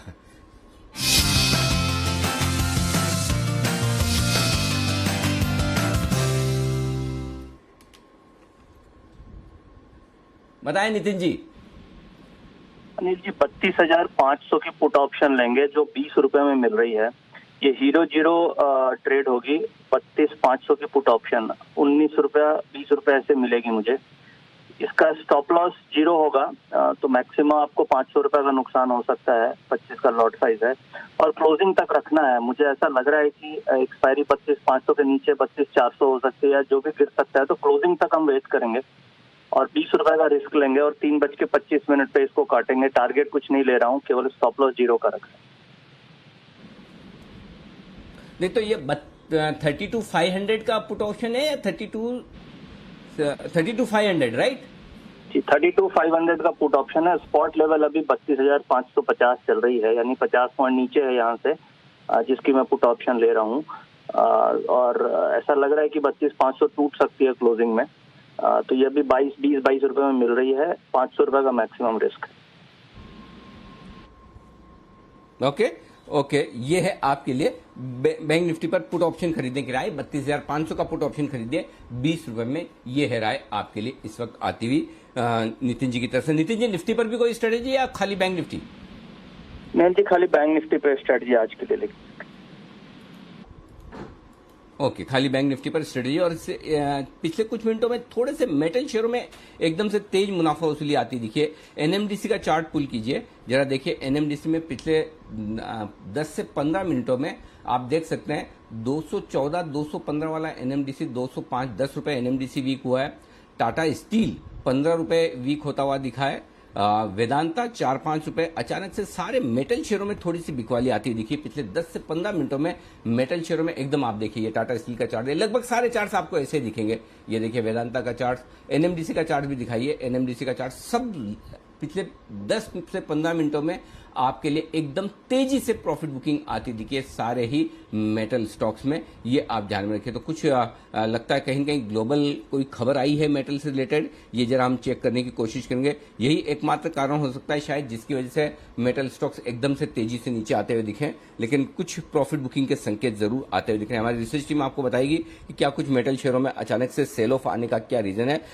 सारे स्टॉक्स में अक्रॉस बोर्ड मेटल स्टॉक, जरा एक बार JSW स्टील और JSPL इनके भी इंट्राडे चार्ट दिखाई और सारे स्टॉक्स के चार्ट एक जैसे दिख रहे हैं, एक ही साथ एक ही वक्त सब में सेल ऑफ आता हुआ दिखा है। तो देखते हैं मेटल शेयरों में क्या किसी तरह से चाइना से रिलेटेड कोई खबर आएगी या कि फिर चाइना में कहीं कोई मेटल्स के दाम तेजी से। देखिए JSW स्टील भी वही चार्ट आपको दिखा रहा है, JSPL के चार्ट देखिए एग्जैक्टली वही चार्ट है, सारे के सारे मेटल स्टॉक्स एक जैसा चार्ट दिखा रहे हैं, यानी कि कुछ तो ऐसा हुआ है जो मेटल शेयरों के लिए ठीक नहीं है, उसी वजह से आपके लिए सारे स्टॉक्स तेजी से नीचे आते हुए दिख रहे हैं। वेदांता हमने अभी थोड़ी देर पहले कल के 2000 में खरीदारी की राय दी थी, 284 रुपए का स्टॉप लॉस दिया था, उसके आसपास आ चुका है। अगर आप डिसिप्लिन के तौर पर स्टॉप लॉस ट्रिगर करना चाहते हैं तो करके इसे कॉल में कन्वर्ट कर ले, चिंता की बात नहीं। और अगर आप रख सकते हैं तो कोई दिक्कत नहीं, नतीजों का इंतजार करें, डरने घबराने की जरूरत नहीं। हाँ, ग्लोबली जो कुछ हो रहा है वो तो आपके लिए थोड़ा सा रिस्क रहता ही है, बट अदरवाइज डरने की कोई बात नहीं, तो ये होल्ड कर सकते हैं, आप चिंता न करें। लेकिन मेटल शेयरों में कुछ तो एक्शन होता हुआ दिखा। आशीष सर कुछ देख रहे हैं, कुछ पढ़ रहे हैं, कुछ सुन रहे हैं क्या? मेटल शेयरों में अचानक से पिछले 10 मिनटों में तेज बिकवाली अक्रॉस बोर्ड होती हुई दिखी है। अनिल जी, मेरे पास ऐसी कोई न्यूज नहीं थी, लेकिन शेयर आउट ऑफ डिसिप्लिन एक रेट ऐसे आ गए थे अनिल जी, जो कितना भी हो। अनिल जी, आज मैं सुबह अपने क्लाइंट्स के साथ एक बात कर रहा था कि कोई भी स्टॉक हो अनिल जी, आज हमने अपनी लाइफ में सब कुछ देखा है, मतलब कितने सालों से, और एज लेट एज HEG और ग्रेफाइट में जो हुआ था किसी में, कोई भी स्टॉक अनिल जी सोना नहीं है स्टॉक ही। और एक लेवल के बाद अनिल जी डिसिप्लिन कहता है कि जितना मर्जी अच्छा सेक्टर या होगा बुक करना चाहिए। तो इसलिए अनिल जी आज अभी मैंने जो अपनी मार्केट कमेंट्री में भी बोला था, चाहे मेटल्स हो चाहे फार्मा हो, एक लास्ट लेग लगती है या कुछ अच्छा लगता है, बट अनिल जी मुझे लगता है कि इस मार्केट में इस टाइम पे आप अगर ज्यादा कैश पे बैठेंगे तो आपको अपॉर्चुनिटी ज्यादा मिलेंगी। और प्रॉब्लम अनिल जी कैश की भी नहीं है, अपॉर्चुनिटीज की भी नहीं है। इस तरह की मूवमेंट है जब आप ढूंढते रहेंगे क्या हो गया, ग्लोबली हो गया, कुछ न्यूज आ गई है, ऐसी चीजें बड़े बड़े स्टॉक्स में होती रहेंगी, तो आपका ट्रेड खराब हो सकता है इसके चलते। अब वेदांता है, अगर हम 15 दिन बात करेंगे तो शायद बिल्कुल ठीक रहेगा, लेकिन अभी अनिल जी टेम्परेरी 1 घंटे में ट्रेड खराब हो जाता है। तो ऐसी बहुत सारी चीजें जो भी आपने वेदांता के बारे में बात कर रहे थे, तो मुझे लगता है कि इस लेवल पे थोड़ा सा कॉशियस होना चाहिए। आपका जो इन्वेस्टमेंट या ट्रेडिंग मैंने बताया, पोर्टफोलियो अगर 100 है तो 25 आ जाना चाहिए, और शांति से थोड़ा बैठिए, मौके जरूर मिलेंगे। ये है आपके लिए फिलहाल तो कोई खबर ऐसी दिख नहीं। दीप हमें बता रहे हैं कि शायद हो सकता है कि कुछ खबरें ये चल रही कि स्टील के दाम जिस तरह से तेजी से बढ़ रहे हैं उनको काबू में करने के लिए किसी तरह की इंपोर्ट ड्यूटी वगैरह कम की जाए, लेकिन बात तो ये इंपोर्ट ड्यूटी कम करके भी कोई फायदा होने वाला नहीं, क्योंकि ग्लोबली दाम और भी ज्यादा है स्टील के, तो उससे बहुत ज्यादा स्टील के दाम नीचे आएंगे इसकी संभावना कम है। लेकिन आखिरी मिनटों में जिस तरह की तेज गिरावट होती दिखी है, ये बड़ी इंटरेस्टिंग है इस वक्त आपके लिए। तो सारे के सारे मेटल स्टॉक्स इस वक्त थोड़े कमजोर होते हुए दिख रहे हैं इस वक्त आपके लिए। आइए बढ़ते आगे। प्रॉफिट बुकिंग काफी स्टॉक्स में आती दिख रही है। भेल 2.5% नीचे 72 रुपए के आसपास है। अगर किसी के पास है तो अब भेल में क्या स्टॉप लॉस रखना चाहिए? बंसल जी जरा भेल के चार्ट देखकर बताइए, क्योंकि प्रॉफिट बुकिंग तेजी से आती दिखी है।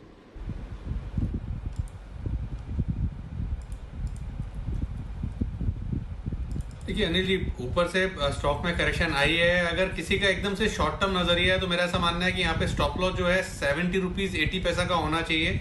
बट अगर हम थोड़ा सा भी बड़ा चार्ट देखें तो कोई पैनिक वाली बात नहीं है। जब तक ये स्टॉक 69 रुपीज के ऊपर है तब तक कोई पैनिक वाली बात नहीं है यहाँ पर।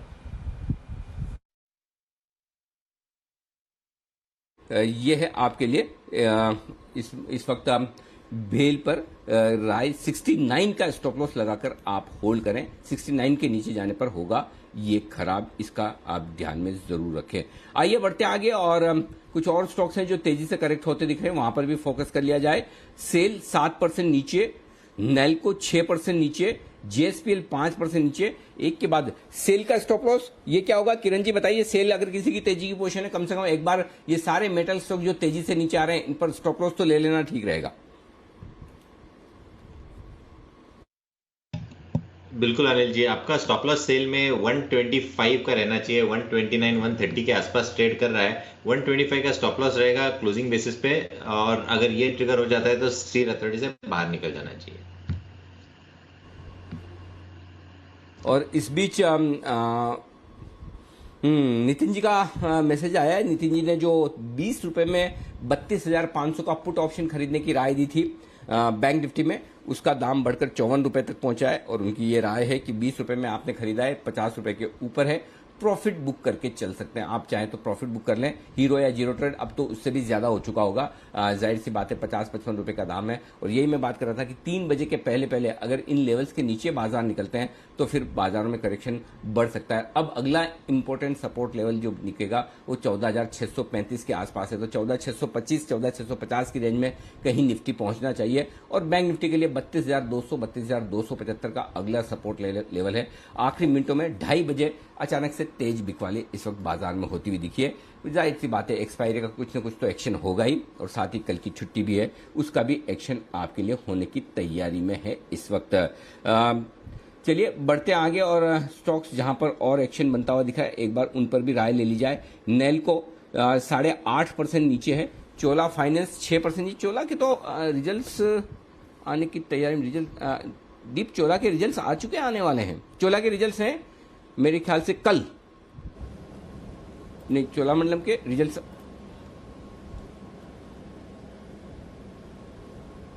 आ चुके हैं सर, आ चुके हैं। चोला के रिजल्ट्स आ चुके हैं। चोला 6% नीचे नजर आ रहा है। जय जरा चोलामंडलम के चार्ट देखिए। जी जी जी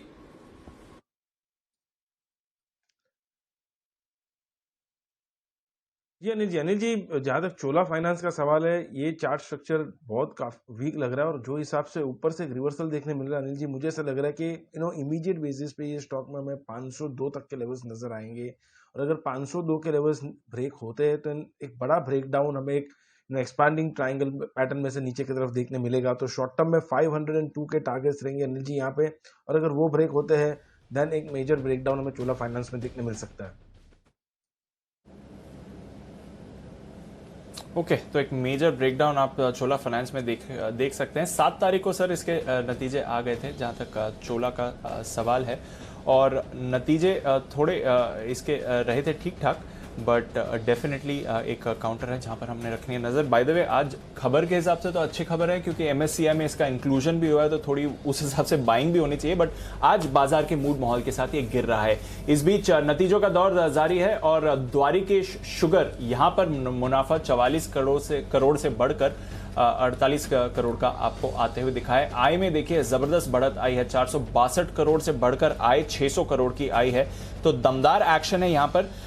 मुनाफा कम आपको इसलिए दिख रहा है क्योंकि पिछली बार जो ये 44 करोड़ का मुनाफा था उसमें लगभग 14 करोड़ का एक डिफर्ड टैक्स बेनिफिट भी था, तो इसलिए आपको बेस उस समय की थोड़ी ज्यादा है, इसलिए मुनाफा इस समय कम दिख रहा है। बट प्रॉफिट बिफोर टैक्स देखिए, प्रॉफिट बिफोर टैक्स आया इनका 63 करोड़ का वर्सेस 37 करोड़, तो दमदार परफॉर्मेंस रही है। मुनाफे में भी देखें तो अच्छी परफॉर्मेंस रही है, पिछली बार एक डिफर्ड टैक्स बेनिफिट था इसलिए बेस वहां की ज्यादा है। और आय देखिए 462 करोड़ से बढ़कर 600 करोड़ की आपको आती हुई दिखी है। द्वारिकेश शुगर ऑफ कोर्स कई बार चैनल पर रेकमेंड भी हुआ है, चर्चा भी हुई है। कुणाल जी इसके चार्ट्स देखें, ऑलरेडी अच्छी तेजी दिखा चुका है, इसलिए आज बाजार के मूड माहौल के साथ थोड़ा सुस्त है, बट लेवल्स बताएं इसके लिए सर। देखिए बिल्कुल सही कहा आपने दीपांशु, स्टॉक्स जितने भी शुगर स्टॉक्स हैं सब में हमने रनअप देख लिया है, और इसी वजह से अभी रिजल्ट्स के बाद कोई बहुत बड़ा इसमें बड़ा मूव आता हुआ दिखता नहीं है। मुझे लगता है एक सीमित दायरे का कारोबार होगा। जिनके पास पोजीशन है सबसे पहले तो जो आज का इंट्राडे लो है यानी कि लगभग 53 रुपये 54 रुपये 50 54 रुपये 54 के आसपास एक स्टॉप लॉस रख लें, और इससे नीचे जाने पर एक बार के लिए पोजीशंस को एग्जिट करना होगा।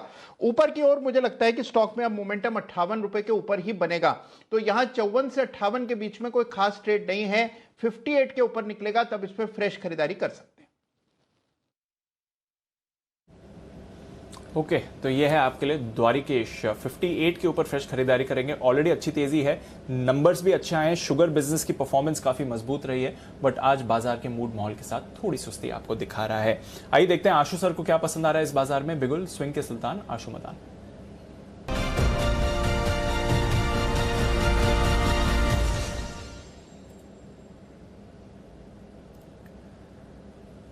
बताएं सर।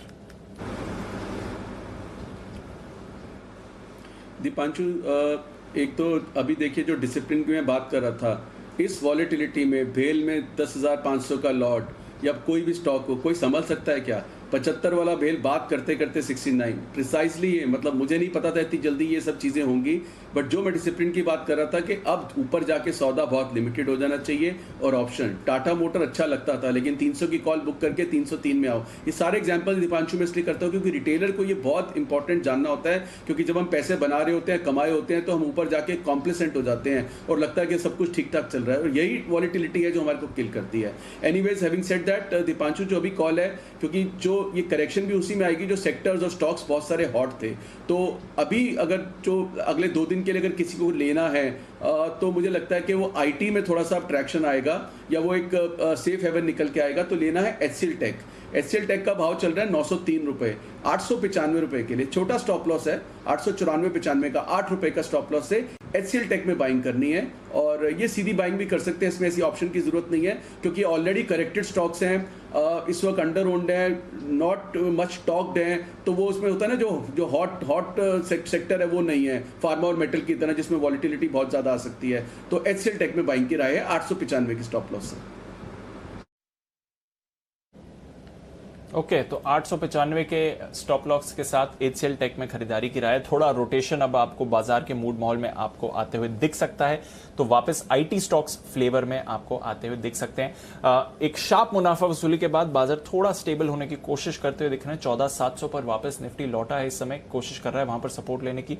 32,500 से थोड़ा नीचे इस समय बैंक निफ्टी पर निचले स्तरों से हल्की रिकवरी आती हुई दिखी है। आधा घंटा बाकी है जहां तक एक्सपायरी का सवाल है, और उससे पहले आप देख रहे हैं कि बाजार हल्के होते हुए दिख रहे हैं। आइए कुछ नतीजों की भी बात कर लेते हैं। काफी सारे स्टॉक्स फोकस में है। यूपीएल, इसके आने वाले हैं नतीजे, उससे पहले स्टॉक में अच्छा एक्शन रहा है। आशीष बताएं यूपीएल के नतीजे कैसे रहेंगे? पांचों बढ़िया नतीजे देखने को मिलेंगे। कंपनी का जो मुनाफा है, हम अनुमान लगा रहे हैं कि इसमें आपको 44% की ग्रोथ देखने को मिलेगी। आंकड़ा करीब 1130 करोड़ रहने का अनुमान है। उनकी जो सेल्स ग्रोथ है वो करीब 9 से लेकर 10% के आसपास होगी। साथ में जो बेहतर प्रोडक्ट मिक्स है, एरिस्टा का अधिग्रहण हुआ, उसका एक फायदा देखने को मिलेगा। मार्जिन पे 19.5% से बढ़कर 21% रहेंगे सालाना आधार पर कंपनी के एबिटा मार्जिन। कामकाजी मुनाफे की बात की जाए तो एडजस्टेड तौर पर 20% की बढ़त देखने को मिलेगी। दरअसल पिछले साल थोड़ा इन्हें फॉरेक्स लॉस हुआ था, उसको अगर आप एडजस्ट करके देखेंगे तो भी ठीक ठाक जो है एबिटा ग्रोथ आपको नजर आएगी। टॉप लाइन में 10% की ग्रोथ रहेगी, लेकिन आगे जो है आउटलुक कैसा नजर आता है? वैसे तो ग्लोबल एग्रोकेमिकल प्लेयर्स अच्छा ही आउटलुक बता रहे हैं, लेकिन यूपीएल की तरफ से क्या कमेंट्री आती है, डीलेवरेजिंग के क्या प्लान्स हैं, यहाँ पर फोकस करना होगा। आंकड़ों के हिसाब से अगर आप देखें तो नतीजे बढ़िया आएंगे। ओके, तो आंकड़ों के हिसाब से अगर आप देखें तो नतीजे बढ़िया आ सकते हैं जहां तक यूपीएल का सवाल है। अच्छे मोमेंटम में भी ये रहा है ये काउंटर, और अभी भी अपने गेन्स होल्ड करते हुए दिख रहा है। 700 के करीब की बात करी हुई है बंसल जी ने भी, और साथ ही हमने देखा है सचिन जी को भी स्टॉक पसंद आया। नजर रखेंगे यूपीएल पर। एम्फेसिस, यहां पर भी बात कर लेते हैं। कुशल हमारे साथ तैयार हैं, और आईटी में भी थोड़ा फोकस अब वापस रोटेट होते हुए दिख रहा है। कुशल बताइए, एम्फेसिस के लिए क्या अनुमान है बाजार का?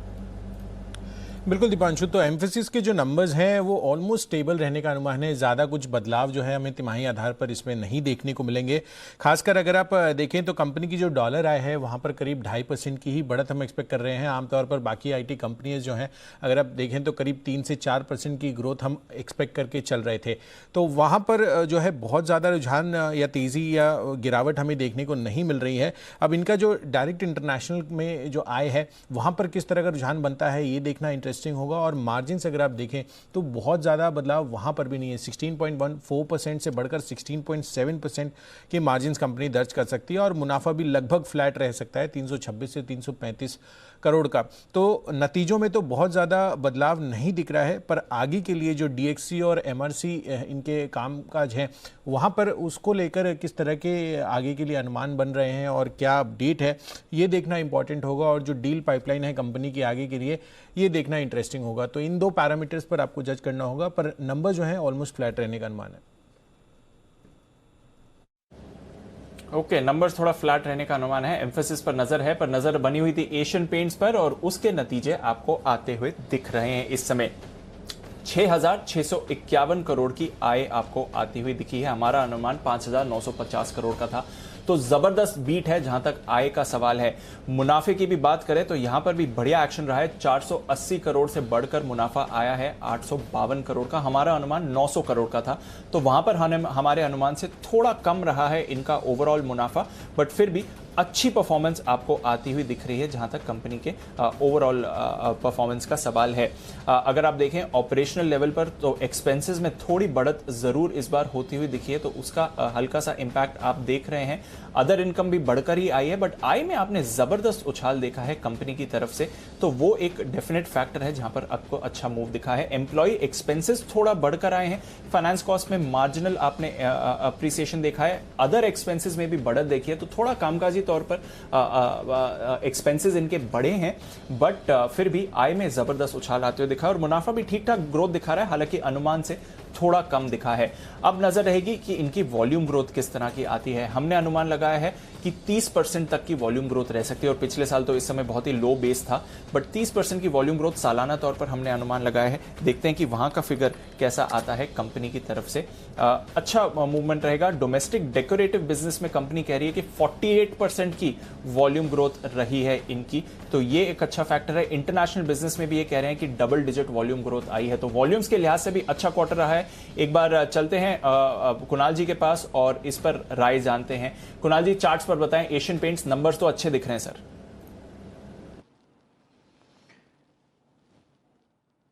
देखिए 4-5 दिनों का एक कंसोलिडेशन चल रहा है दीपांशु, और मुझे लगता है कि कंसोलिडेशन के बाद इन नतीजों के बाद स्टॉक एक सपोर्ट पर अब ट्रेड कर रहा है। ये सपोर्ट बहुत अहम सपोर्ट है, 2530 2530 का सपोर्ट लेवल है। 2530 के नीचे अगर एशियन पेंट्स निकला तो फिर इसमें आपको एक सेकंड राउंड ऑफ सेलिंग देखने को मिलेगी, जिसमें हो सकता है कि 2500 के भाव भी आते हुए नजर आ जाएं। 2530 मुझे लगता है होल्ड करना चाहिए। ऊपर की ओर मुझे 2600 का लेवल पार होते देखना है, तो 2530 2600 यानी कि एक बहुत ही सीमित दायरा है। जब तक ये दायरा पार नहीं होगा कोई रनवे मूव नहीं मिलेगा आपको, तो इन स्तरों पर वेट एंड वॉच करें। 2600 के ऊपर खरीदारी की राय है, 2530 के नीचे एक बार के लिए लॉन्ग पोजीशन एग्जिट करने की राय। ओके, तो ये है आपके लिए राय एशियन पेंट्स पर। नतीजे अच्छे दिख रहे हैं, मैनेजमेंट कमेंट्री भी पॉजिटिव रही है।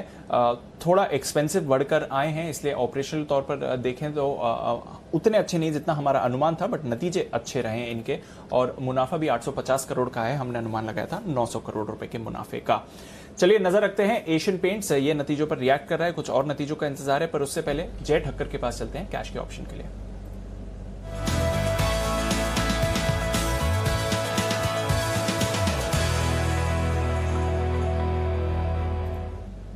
बताएं जय।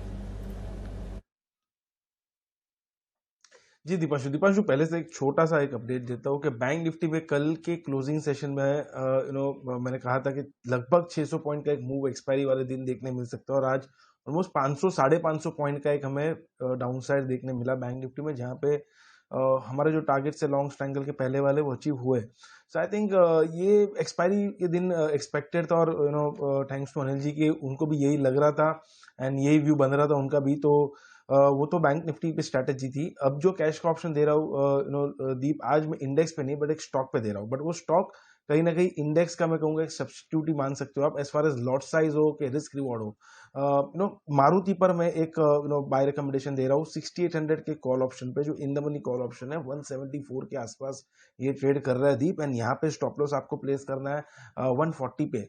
सो 174 पे आप खरीदे, 140 का आपका एक स्टॉप लॉस रहेगा, 6800 के स्ट्राइक का कॉल ऑप्शन खरीदना है जो इन द मनी है, एंड उसका जो पहला टारगेट ऊपर में बन रहा है दीप वो है 230 का, सेकंड टारगेट बनेगा 275 का। जो हिसाब से मारुति में एक डबल बॉटम पैटर्न में से ब्रेकआउट है डेली चार्ट्स के ऊपर, मुझे लगता है कि irrespective of market move Maruti में एक अच्छी शॉर्ट कवरिंग हमें देखने मिलनी चाहिए, जो इस स्टॉक को लगभग 6950 7000 तक के लेवल्स तक लेकर जा सकता है, और 100 का ही लॉट साइज है दीपांशु। तो अगर हम risk reward point of view देखें तो कहीं ना कहीं निफ्टी के साथ ही बन रहा है, जहाँ पे 75 का लॉट है, तो this is a good substitute. और मुझे आज इंडेक्स पे नहीं बट ये स्टॉक पे कैश का ऑप्शन नजर आ रहा है। ओके, तो चलिए स्टॉक का कैश का ऑप्शन आ रहा है जय की तरफ से। मारुति पर करनी है 6800 कॉल पर खरीदारी। ऑटो स्टॉक्स में चुनिंदा नेम्स में अच्छी तेजी आई है। मारुति ने अभी तक उतना पार्टिसिपेशन नहीं दिखाया जितना एक्सपेक्टेड था, तो देखते हैं अब मारुति यहां से मोमेंटम पकड़ते हुए आपको दिख सकता है कि नहीं। आइए मारुति की बात हम कर रहे हैं तो कुछ और काउंटर्स हैं जहां पर हमें फोकस करना चाहिए। MSCI, यहां पर इन्होंने नया रिव्यू जारी करा, जो इनका सेमी एनुअल रिव्यू होता है। 27 मई से ये चेंजेस लागू होंगे। एक बार देवांशी से जानते हैं क्या हुए हैं बदलाव MSCI की तरफ से और किन स्टॉक्स में किस तरह की बाइंग या फ्लोज आ सकते हैं। देवांशी बताइए।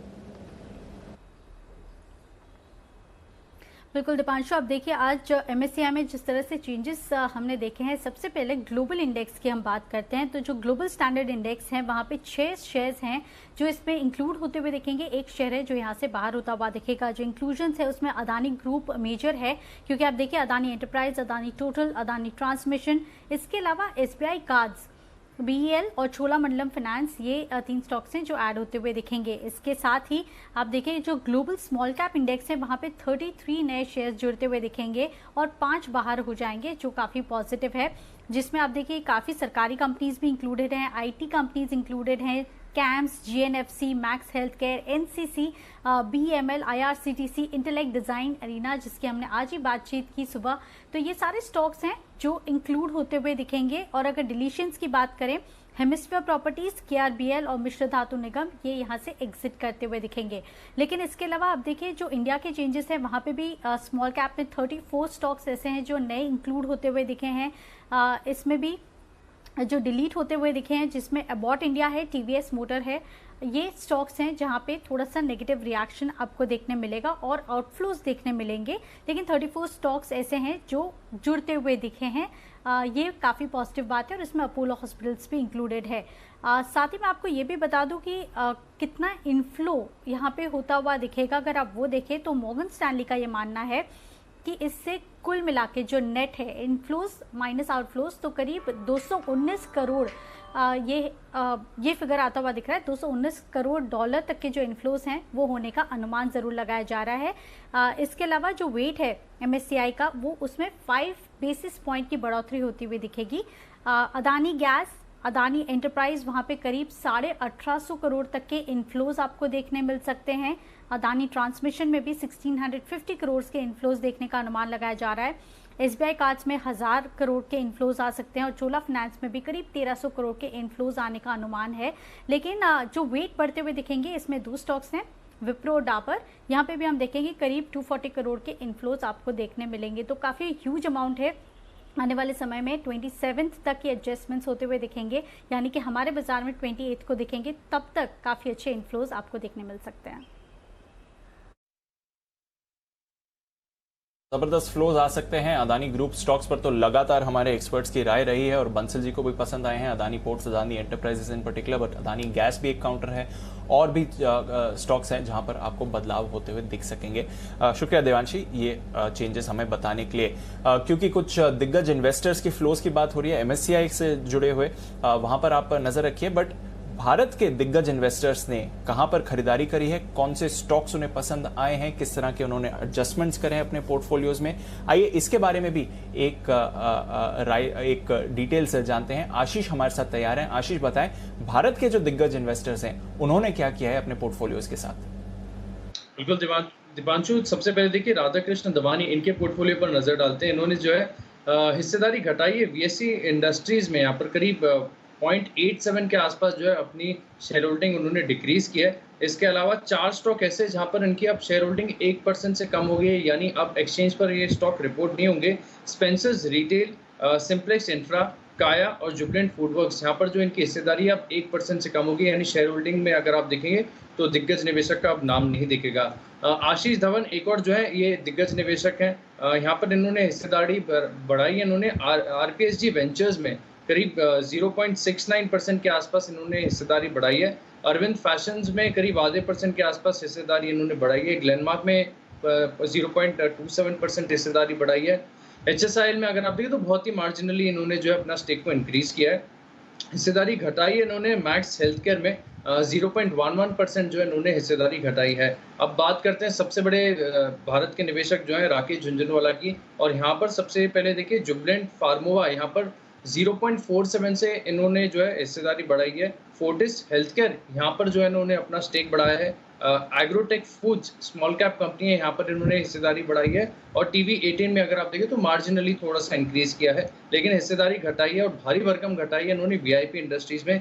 करीब 3% के आसपास जो अपनी हिस्सेदारी यहाँ पर घटा दी है। टाइटन में थोड़ा सा इन्होंने सेलिंग की है, 0.26% के आसपास से अपना स्टेक घटाया है। प्रकाश पाइप्स में अगर आप देखें तो 0.22% के आसपास इन्होंने स्टेक डिक्रीज किया है। कुछ 2 कंपनीज ऐसी है जहां पर इनकी जो अब होल्डिंग है वो 1% से नीचे आ गई है, यानी जो शेयर होल्डिंग्स में अब इनका नाम नहीं दिखेगा। जीएमआर इंफ्रा यहाँ पर और फर्स्ट सोर्स सॉल्यूशंस यहाँ पर भी जो है अपनी हिस्सेदारी इन्होंने 1% से नीचे घटाई है। और अंत में आकाश भंसाली, इनके पोर्टफोलियो पर अगर आप नजर डालें तो श्नाइडर इलेक्ट्रिक स्टॉक में तेजी भी थोड़े दिन पहले देखी गई थी, 0.92% के आसपास इन्होंने जो है हिस्सेदारी बढ़ाई है। हिस्सेदारी घटाई है इन्होंने वास्कॉन इंजीनियरिंग में 4% के आसपास जो अपनी हिस्सेदारी घटा दी है। संधार टेक्नोलॉजीज में करीब 3% के आसपास। और जोडिया क्लोथिंग में अगर आप देखें तो बहुत ही माइक्रो कैप कंपनी है, 0.3%। और कुछ 2 स्टॉक ऐसे हैं जहां पर अब इनकी जो शेयर होल्डिंग है वो 1% से कम हो गई है। पहला प्रिज्म जॉनसन और पॉलीप्लेक्स कॉर्पोरेशन देखें तो ये 2 स्टॉक्स ऐसे हैं जहां पर अब इनकी हिस्सेदारी घटकर 1% से भी कम हो गई है।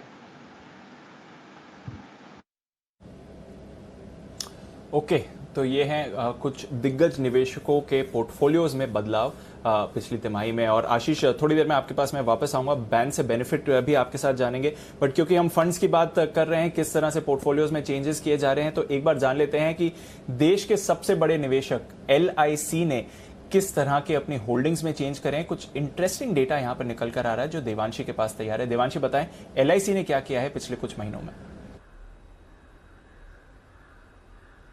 बिल्कुल दीपांशु, अब देखिए बहुत इंटरेस्टिंग था जब हम पढ़ रहे थे कि LIC की जो होल्डिंग्स है वो लिस्टेड कंपनीज जितनी भी हैं वहाँ पे उनकी टोटल जो होल्डिंग्स हैं वो ऑल टाइम लो पर पहुँच चुकी है। टोटल लिस्टेड कंपनीज की अगर हम बात करें तो उनका दिसंबर तिमाही में हमने देखा था करीब 3.7% तक की होल्डिंग थी। मार्च तिमाही में इनकी जो होल्डिंग है वो 3.6% तक कम होती हुई दिखी है। इससे पहले अगर हम 2018 की बात करें, 2017 की बात करें तो वहाँ पे करीब 4 से 5% तक ओवरऑल लिस्टेड कंपनीज में होल्ड कर रहे थे, लेकिन अब फाइनली उनकी टोटल होल्डिंग्स ऑल टाइम लो पर पहुंची है। दूसरी इंटरेस्टिंग बात यह है कि अगर आप उनकी टोटल होल्डिंग्स की वैल्यू निकालते हैं तो वो ऑल टाइम हाई पर हैं, जिस तरह से स्टॉक्स ट्रेड करते हुए दिख रहे हैं और इतना मुनाफा फिलहाल LIC कमा रही है। अब मैं आपको बता दूं कि LIC 3.66% तक होल्ड करती ज़रूर है, लेकिन मार्च के महीने में काफ़ी नए इन्वेस्टमेंट्स LIC ने या काफ़ी नई कंपनीज में उन्होंने अपना जो हिस्सा है वो बढ़ाया है, जिसमें RVNL, new India assurance, Bajaj auto, Tata communication, J&K bank, Adani group की कंपनी जिसमें अदानी टोटल गैस है, PI industries, Aurobindo pharma, Alembic pharma में अपनी हिस्सेदारी बढ़ाई है। लेकिन दूसरी तरफ हमने देखा ज्योति स्ट्रक्चर्स, हिंदुस्तान मोटर्स और सेंट्रल बैंक ऑफ इंडिया, ये कुछ कंपनीज हैं जहां पे LIC की होल्डिंग कम हो गई है या फिर निल हो चुकी है।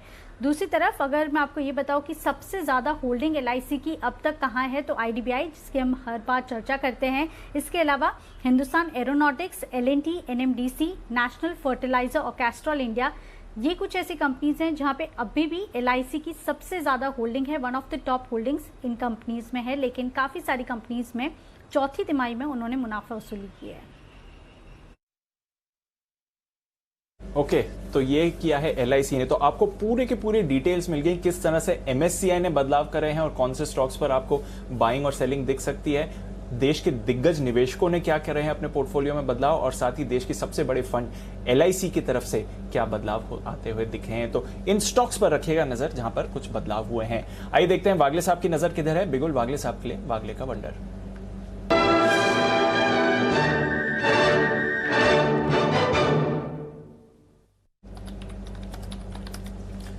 बताएं वागले साहब। दीपांशु, एस्टिमेट करना चाहूंगा, बेच के जाना है अडानी एंटरप्राइजेस। लास्ट 5 दिन में ये 1310, 1320, 1330 जाकर आज फर्स्ट टाइम 1290 के नीचे क्लोज हो रहा है। तो मैं ये कहता हूँ कि आपको नीचे में 30 रुपए मिलने चाहिए, ऊपर में आप 1302 का।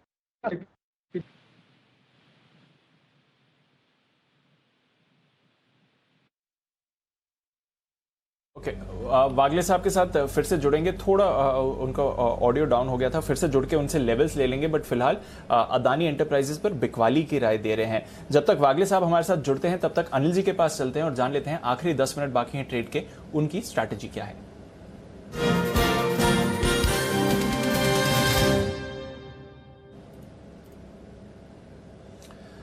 अनिल जी, ग्लोबल मूड माहौल वैसा ही है सर, थोड़ा डाउ फ्यूचर्स और फिसले हैं। 1 घंटे में हम देख रहे हैं 130 पॉइंट्स नीचे इस समय डाउ फ्यूचर्स आपको दिखेंगे। नैस्डैक फ्यूचर्स में भी आपको 0.6% की गिरावट दिख रही है। यूरोप के बाजार अपनी गेन्स होल्ड कर रहे हैं, स्पेशली यूके जहां पर आधे % से ज्यादा की तेजी इस समय बनी हुई है। बताएं सर, क्या करके जाएं?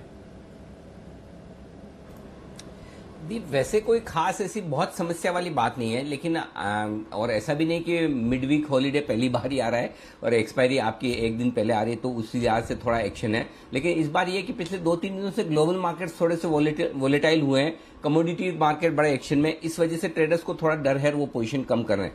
14,700 के आसपास इसके ऊपर बंद होने की कोशिश निफ्टी कर रहा है।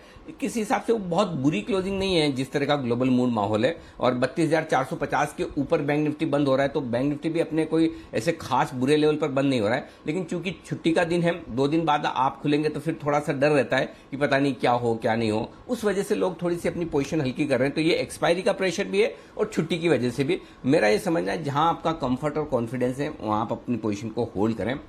अगर आपकी तेजी की पोजीशन है, मंदी की पोजीशन है, उस लिहाज से आप अपनी पोजीशन के सामने अपनी हेजिंग करके जाएं। तेजी की पोजीशन करके जा रहे हैं तो नीचे में आप आराम से एक पुट खरीद सकते हैं 14,500 के आसपास का। मंदी की पोजीशन बनाकर जा रहे हैं तो 14,900 के ये आप कॉल खरीद सकते हैं 14,900 का, कि अचानक से गैप से खुल जाए तो आपके लिए वहां पर रिस्क कम हो जाए। तो ओवरऑल आपको अपनी हेजिंग के लिहाज से रखना है। मेरा ये समझना है अभी भी कोई ऐसी खास दिक्कत नहीं है। आखिरी 1 घंटे में जो गिरावट हुई, उस गिरावट की पूरी क्रेडिट मेटल शेयरों को है। एक साथ मेटल शेयरों में अक्रॉस बोर्ड बास्केट सेलिंग हुई है, उसके अलावा कहीं कोई खास दिक्कत नहीं है। अगर आप देखिए कमोडिटीज दूसरी भी हैं, दूसरी कमोडिटीज अब भी मजबूती के साथ बनी हुई है। सिर्फ एक मेटल ऐसी स्पेस है जहां पर तेजी से बिकवाली हुई है, और जाहिर सी बात है कि इस वक्त ट्रेडर्स की पोजीशन मेटल्स में ज्यादा है और वो इसी वजह से थोड़ा सा पैनिक जैसा माहौल हुआ है। बट अदरवाइज इंडेक्स पे देखेंगे तो क्लोजिंग किसी लिहाज से बहुत बुरी क्लोजिंग नहीं है। खराब तो है, इसमें कोई डाउट नहीं, लेकिन बहुत बुरी नहीं है। और एक्सपायरी के दिन इस मूव का अंदाजा कल जय को भी था, हम भी आज बात कर रहे थे कि ये हो सकता है एक बड़ा मूव कल आए। तो मेरे ख्याल से आप अपनी पोजीशन को बैलेंस करके चलें, कम रखकर चलें, ताकि आप मैनेज कर पाएं। और अगर आपकी जो भी पोजीशन है सामने कॉल या पुट से उसको हेज करके चलें, वो ज्यादा बढ़िया है। कैश में अगर आपके पास कोई स्टॉक्स हैं आप आराम से होल्ड करें, कोई दिक्कत नहीं है। और आखिर में जो वेदांता खरीदारी करने की राय मैंने दी थी, अचानक से उसी वक्त शार्प सेल ऑफ पूरे मेटल स्पेस में आए, आपके पास है, डेफिनेटली होल्ड करें। निश्चित होकर आप 320 रुपए में आराम से पोजिशनली बेच पाएंगे। और सिर्फ आजकल ट्रेडिंग के लिहाज से लिया है तो डिसिप्लिन के तौर पर स्टॉप लॉस रखें। और जो होल्ड कर रहे हैं 90 रुपए से, 95 रुपए से, 100 रुपए, 130, 160, 210, 230, हर एक लेवल से हम कह रहे हैं खरीदारी करके रखिए, अभी भी रखिए, कोई दिक्कत वाली बात नहीं। जो होल्ड कर सकते हैं, ये इस तरह के बीच बीच में कभी कभार अचानक से मूव आएंगे जो किसी भी के भी समझ के बाहर के हैं। अगर आपकी होल्ड करने की ताकत है आराम से रखिए, कोई चिंता की बात नहीं। आप 315-20 के भाव भी इवेंचुअली आते हुए देखेंगे, लेकिन अपनी अपनी रिस्क मैनेजमेंट आपके हाथ में, वो ध्यान में रखिए। जी दीप। बिल्कुल, रिस्क मैनेजमेंट तो आप ही के हाथ में है, तो पोजीशंस को वैसे ध्यान रखें, बट कोई परेशानी नहीं है, जरूर हेज करके जाएं। ये अनिल जी कह रहे हैं, 1 दिन की छुट्टी भी है और आज तो यूएस में इन्फ्लेशन डेटा भी आने वाला है, जहां से हमने देखा है कि उससे पहले बाजार में थोड़ी सी चिंता बढ़ी है, इसलिए मुनाफा वसूली भी आती हुई दिखी है। चलिए, आखिरी कुछ मिनट बाकी है ट्रेड के लिए, जल्दी से आशीष के पास चलते हैं बैन से बेनिफिट के लिए।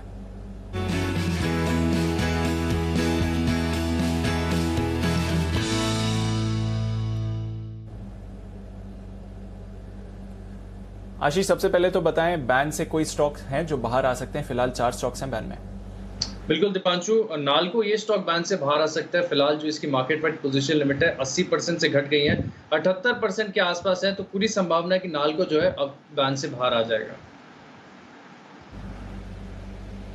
ओके, तो नाल्को पर रखिए नजर, बैन से बाहर आने की तैयारी में दिख रहा है इस समय। एंट्री आशीष किस स्टॉक की हो सकती है? दीपांशु, एंट्री होगी BHEL की दोबारा 103% होगी है, मार्केट वाइड पोजीशन लिमिट बढ़कर 95% क्रॉस करते ही जो है स्टॉक बैन में आते हैं। और दूसरा स्टॉक है कैडिला हेल्थ केयर, यहाँ पर भी देखें तो 95% के मार्क को क्रॉस कर दिया है, 102% के आसपास यहाँ पर भी कैडिला हेल्थ केयर में मार्केट वाइड पोजीशन लिमिट है। तो BHEL और कैडिला हेल्थ केयर, ये 2 स्टॉक की फ्रेश एंट्री हो सकती है। ओके, तो 2 स्टॉक्स की हो सकती है फ्रेश एंट्री, बट बाहर आ सकता है नाल्को बैन लिस्ट से, तो नजर रखेंगे वहां पर भी। बैंक से बेनिफिट आशीष हमारे लिए ये डिटेल्स लाते हुए दिख रहे हैं। 1400 पर निफ्टी होल्ड करते हुए दिख रहा है, ये एक इंपॉर्टेंट बात है। देखते हैं एक्सपायरी किन लेवल्स पर होगी। नतीजों से पहले टाटा पावर 2% नीचे ये काउंटर दिख रहा है। एक बार किरण जी से टाटा पावर पर लेवल्स जान लेते हैं। किरण जी बताएं क्या इंपॉर्टेंट लेवल्स रहेंगे, नतीजे आने वाले हैं बाजार बंद होने के बाद एंड ऑफ कोर्स फिर फ्राइडे को यहाँ पर रिएक्शन होगा, किस तरह से चार्ट को देखें सर? दीप, अगर हम मीडियम टर्म चार्ट देखते हैं तो मुझे नहीं लगता 105 के नीचे जाना चाहिए, और इसके नीचे अगर जाता है तो फिर थोड़ा सा चार्ट स्ट्रक्चर थोड़ा सा डिस्टर्बिंग देखने को मिलेगा। पर जब तक ये 105 के ऊपर है तब तक मुझे लगता है कि एक बार ये 114 115 के लेवल्स टेस्ट करता नजर आ जाना चाहिए।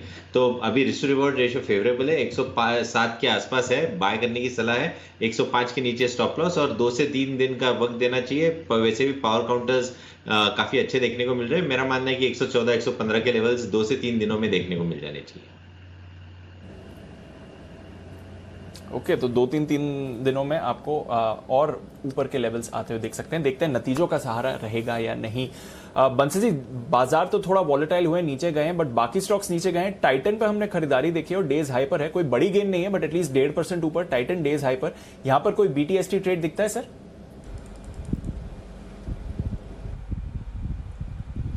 देखिए दिवांशु, टेक्निकल स्ट्रक्चर काफी अच्छा है और इनफैक्ट यहाँ पर 1448 का एक स्टॉप लॉस बैठता है और टेक्निकली ये स्टॉक सरप्राइज कर सकता है फ्राइडे को जब मार्केट खुलेगा। रीजन ये है, एक तो जो भी इतना बड़ा सेल ऑफ आया था जिसमें निफ्टी 180 पॉइंट्स के बियॉन्ड गिरा था, ये स्टॉक सेल ऑफ में पार्टिसिपेट नहीं कर रहा है और टेक्निकली एकदम बढ़िया कैंडिडेट है 1448 के स्टॉप लॉस से बाय करने के लिए, और ऊपर में 1485 1490 के लेवल्स दिखाने का पोटेंशियल रखता है। ओके, तो 1485 1490 के लेवल्स आपको टाइटन पर आते हुए दिख रहे हैं। डेज हाई पर स्टॉक क्लोज हो रहा है, नजर रखिए। कुछ कंजम्पशन स्पेस में आज आपने एक्शन लौटते हुए देखा है। आशु जी भी कह रहे हैं थोड़े डिफेंसेस पर फोकस करिए। IT स्टॉक्स में भी निचले स्तरों से रिकवरी रही है, पर मेटल्स में तेज मुनाफा वसूली आपको आज के सेशन में आती हुई दिखी है। तो चलिए फिर क्लोजिंग की तरफ चलते हैं और देख लेते हैं किस तरह का एक्शन रहा।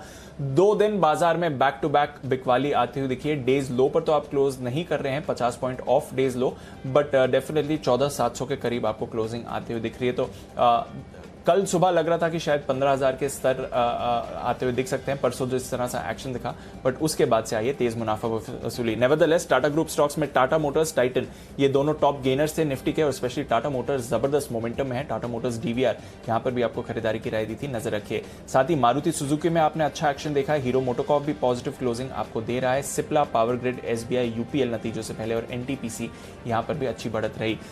पर मेटल स्टॉक्स में आई है मुनाफा वसूली। टाटा स्टील 5% नीचे, JSW स्टील 4% नीचे, हिंडाल्को में भी हमने देखा है 3% की गिरावट। BPCL आज बैकफुट पर था। HUL में बिकवाली आपको आती हुई दिखी है। सामने हमने देखा है इंडसइंड बैंक, यहां पर weakness. ICICI bank, axis, Kotak, सारे प्राइवेट सेक्टर बैंक्स पर वीकनेस दिखी। TCS से कोई सहारा नहीं आते हुए दिखा। रिलायंस इंडस्ट्रीज 1% नीचे था। इन्फोसिस भी नीचे क्लोज हो रहा है। तो दिग्गज स्टॉक्स ने बाजार को सहारा नहीं दिया है। ITC एकदम सपाट क्लोज हो रहा है। बाजार के उतार चढ़ाव से इसको कुछ फर्क नहीं पड़ते हुए दिख रहा। वायदा कारोबार की बात करें तो आज का विनर था गोदरेज कंज्यूमर। 3 बार वायदा कारोबार में इस पर सर्किट लगा। 21% की गेंस के साथ ये स्टॉक क्लोज हो रहा है। एट 1 पॉइंट ऑलमोस्ट 25% की गेंस भी आपको दिखी थी। नतीजे तो ठीक ठाक रहे, पर मैनेजमेंट चेंज से बाजार काफी खुश है। वोडाफोन आइडिया, अच्छा टेलीकॉम डेटा, कई महीनों के बाद यहां पर इन्होंने सब्सक्राइबर एडिशन किया है, उससे बाजार खुश, ऑलमोस्ट 10% की तेजी। बैन में था PNB, पर फिर भी 5% ऊपर बंद हो रहा है। बैंक ऑफ बड़ौदा पर भी आपने खरीदारी आती हुई देखी है, तो इन दोनों काउंटर्स पर भी रखिए नजर। और कैनरा बैंक बैन में आया है पर 1% ऊपर बंद हुआ। टाटा केमिकल्स पर आपने खरीदारी देखी। कैडला, अमर राजा, यहां पर भी मूवमेंट सरकार की तरफ से जो बैटरी स्टोरेज को लेकर PLI स्कीम के क्लियरेंस आई है, इन स्टॉक्स को हुआ है फायदा। ग्रैन्यूल स्टॉप लूजर 6.5% नीचे। सेल, चोला इन्वेस्टमेंट, वोल्टास नतीजों के बाद, NALCO, JSPL, max financial, SBI life, महानगर गैस, इन्फो एज, IRCTC और इन सभी स्टॉक्स पर आपको बिकवाली आती हुई दिखी। तो मुनाफा वसूली की तरफ से की वजह से हमने इन स्टॉक्स पर इंपैक्ट बनते हुए देखा, वहां पर गिरावट का ट्रेंड। गोदरेज कंज्यूमर के साथ साथ गोदरेज इंडस्ट्रीज भी 20% ऊपर क्लोज हो रहा है आज सर्किट पर। तो Anil ji, all in all 2 दिन की गिरावट, एक्सपायरी पर 150 पॉइंट्स नीचे निफ्टी, एग्जैक्टली 14,700 के करीब प्रोविजनल क्लोजिंग 1% नीचे, और 32,450 के करीब निफ्टी बैंक सर 1.25% नीचे, 400 पॉइंट्स की गिरावट वहां पर भी आती हुई। बिल्कुल दीप, और अगर आपको ध्यान हो तो आज के लिए क्लोजिंग बेसिस पर स्टॉप लॉस जो हमने निफ्टी और बैंक निफ्टी में दिया है, क्लोजिंग बेसिस पर स्टॉप लॉस निफ्टी का 14,700 का था।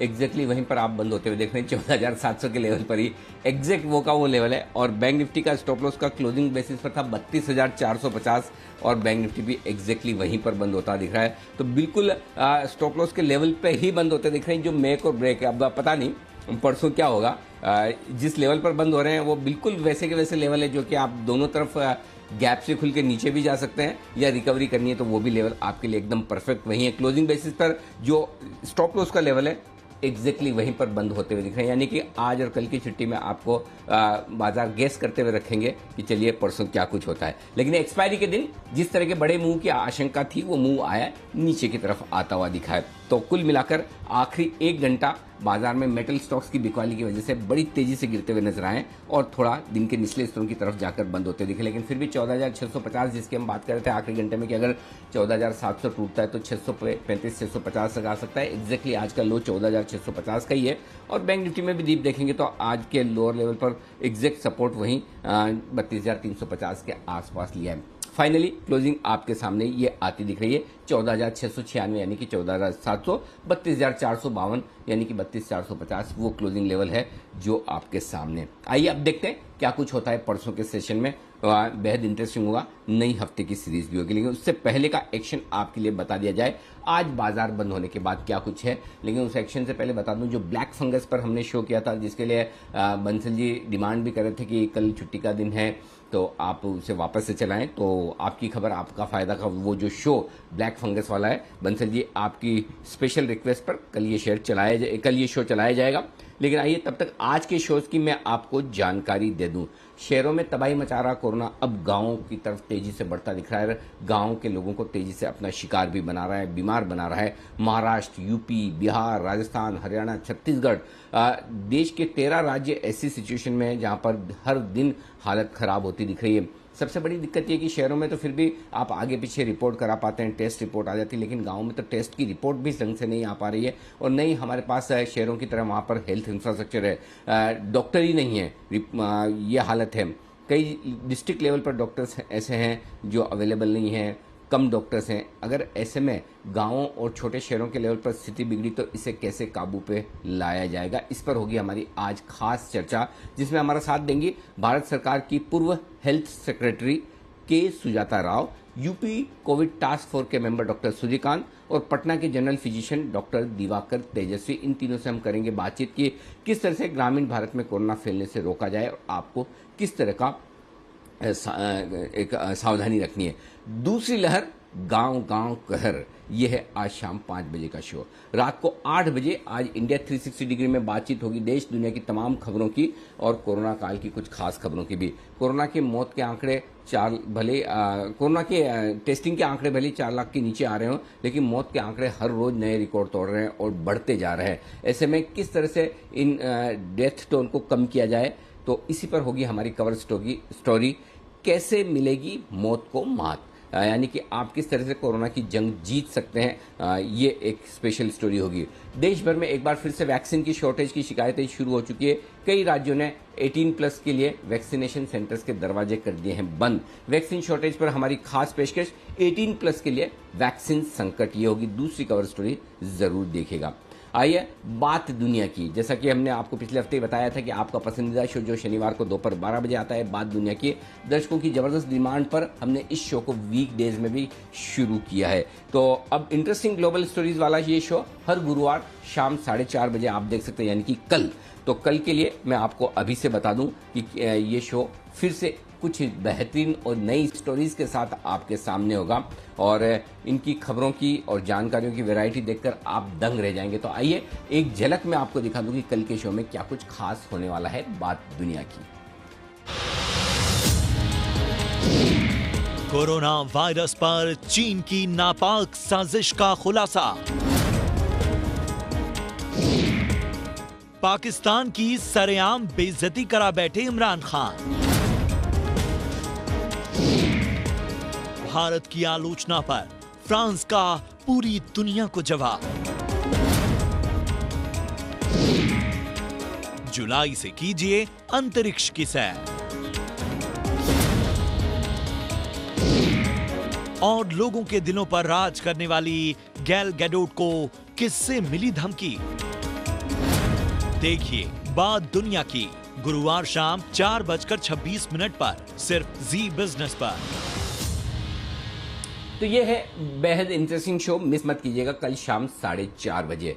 आइए फाइनल क्लोजिंग आपके सामने 154 अंकों के नुकसान के साथ निफ्टी ने की है समाप्ति 14,696, राउंड फिगर में 14,792, 32,450 के नजदीक बंद हुआ है 419 पॉइंट के नुकसान के साथ बैंक निफ्टी, और 470 अंकों के नुकसान के साथ 48,700 के नजदीक बंद हुआ है सेंसेक्स। ये रही आपके लिए वायदा कारोबार की हफ्ते की एक्सपायरी। विदा लेने का वक्त है। बहुत बहुत शुक्रिया आशु जी, बंसल जी, कुणाल जी, जय ठक्कर साहब, वागले साहब, किरण जी, आप सबका बहुत बहुत धन्यवाद इस मुश्किल भरे सेशन में मुस्कुराहट के साथ हमारा साथ देने के लिए, क्योंकि मैं समझ सकता हूँ 1.5 घंटा निकालना बड़ा भारी था, स्पेशली आखिरी 1 घंटा। लेकिन चलिए फाइनली अब आपके लिए मिड वीक हॉलीडे एंजॉय करें, और एंजॉय करने के लिए फॉर्मूला वही है, स्टे सेफ स्टे होम। घर से बाहर निकले बगैर ही घर में ही एंजॉय करना है। अच्छा कुणाल जी, अब आप तो जैसे अब पॉजिटिव होके आ गए, सब कुछ ट्रीटमेंट करा गया, अब आप घूम सकते हो बाहर, या आपको भी घर में ही रहना है? अनिल जी देखिए, वैसे तो बताया जा रहा है कि इम्यूनिटी बन जाती है, लेकिन अनिल जी इतनी दहशत है मेरे में कि अगर मुझे कोई कहेगा भी तो भी मैं अनिल जी बाहर जाने के लिए तैयार नहीं हूं। तो अनिल जी जो भय का वातावरण है वो बिल्कुल अब मन में भी समा गया अनिल जी। बिल्कुल भय से ज्यादा अगर आप कहते भी कि हाँ अब तो मैं घूम सकता हूं, तो मैं आपको यही कहता है कि ओवर कॉन्फिडेंस में नहीं जाना है। सब कुछ ठीक हो गया, सब कुछ बढ़िया है, लेकिन फिर भी डिसिप्लिन के साथ घर में ही रहना है। और बंसल जी भी आपको कुछ एडवाइस दे रहे हैं। जी बंसल जी। नहीं अनिल जी, मैं एडवाइस नहीं, अनिल जी मैं ऑन अ लाइटर नोट पूछना चाहता हूँ कुणाल जी से, अगर जय कुणाल जी को फोन करें और मिलने के लिए बुलाएं और मिलने के अवसर पर डायमंड गिफ्ट करें, तो कुणाल जी निकलेंगे कि नहीं निकलेंगे? इससे पता चलेगा कि भय कितना है। सैनिटाइजेशन करके ले लेंगे कुणाल जी। क्यों कुणाल जी? डायमंड अनिल जी देखिए, डायमंड के लिए अपवाद कर सकते हैं, क्योंकि अनिल जी देखिए डायमंड सदा के लिए होते हैं, तो डायमंड के लिए एक आधी बार बाहर निकलने में कोई हर्ज नहीं है अनिल जी। बिल्कुल डबल नहीं, ट्रिपल मास्क लगा के और पूरी तरह से सैनिटाइज होके डायमंड को 10 बार सैनिटाइज करके ग्रहण जरूर करेंगे। और जो डायमंड देने की सोच है जय, वो भी आपको कुछ कहना चाहते हैं। जी जय बोलिए। अनिल जी कुणाल जी तो आ जाएंगे, उनको भय नहीं रहेगा, बट मुझे भय है अनिल जी, और मैं नहीं जाऊंगा। भाई देखो, अब ये तो बात सही है, जिसको देना है पहले वो डिसाइड करे, जिसको लेना है वो तो तैयार है। लेकिन चलिए, ये तो वीकेंड तो नहीं, हाँ मिड वीक हॉलीडे के पहले की हल्की फुल्की मस्ती आप, ताकि मुश्किल भरे सेशन से स्ट्रेस फ्री होकर आराम से बनाए। अब जो होगा परसों देखा जाएगा, कोई टेंशन नहीं, बाजार हो चुके बंद। आजकल आराम कीजिए, परसों सुबह देखेंगे क्या कुछ होता है। आइए विदा लेंगे आपसे, मुझे और दीप को इजाजत दीजिए। बने रहिए हमारे साथ जी बिजनेस पर। नमस्कार।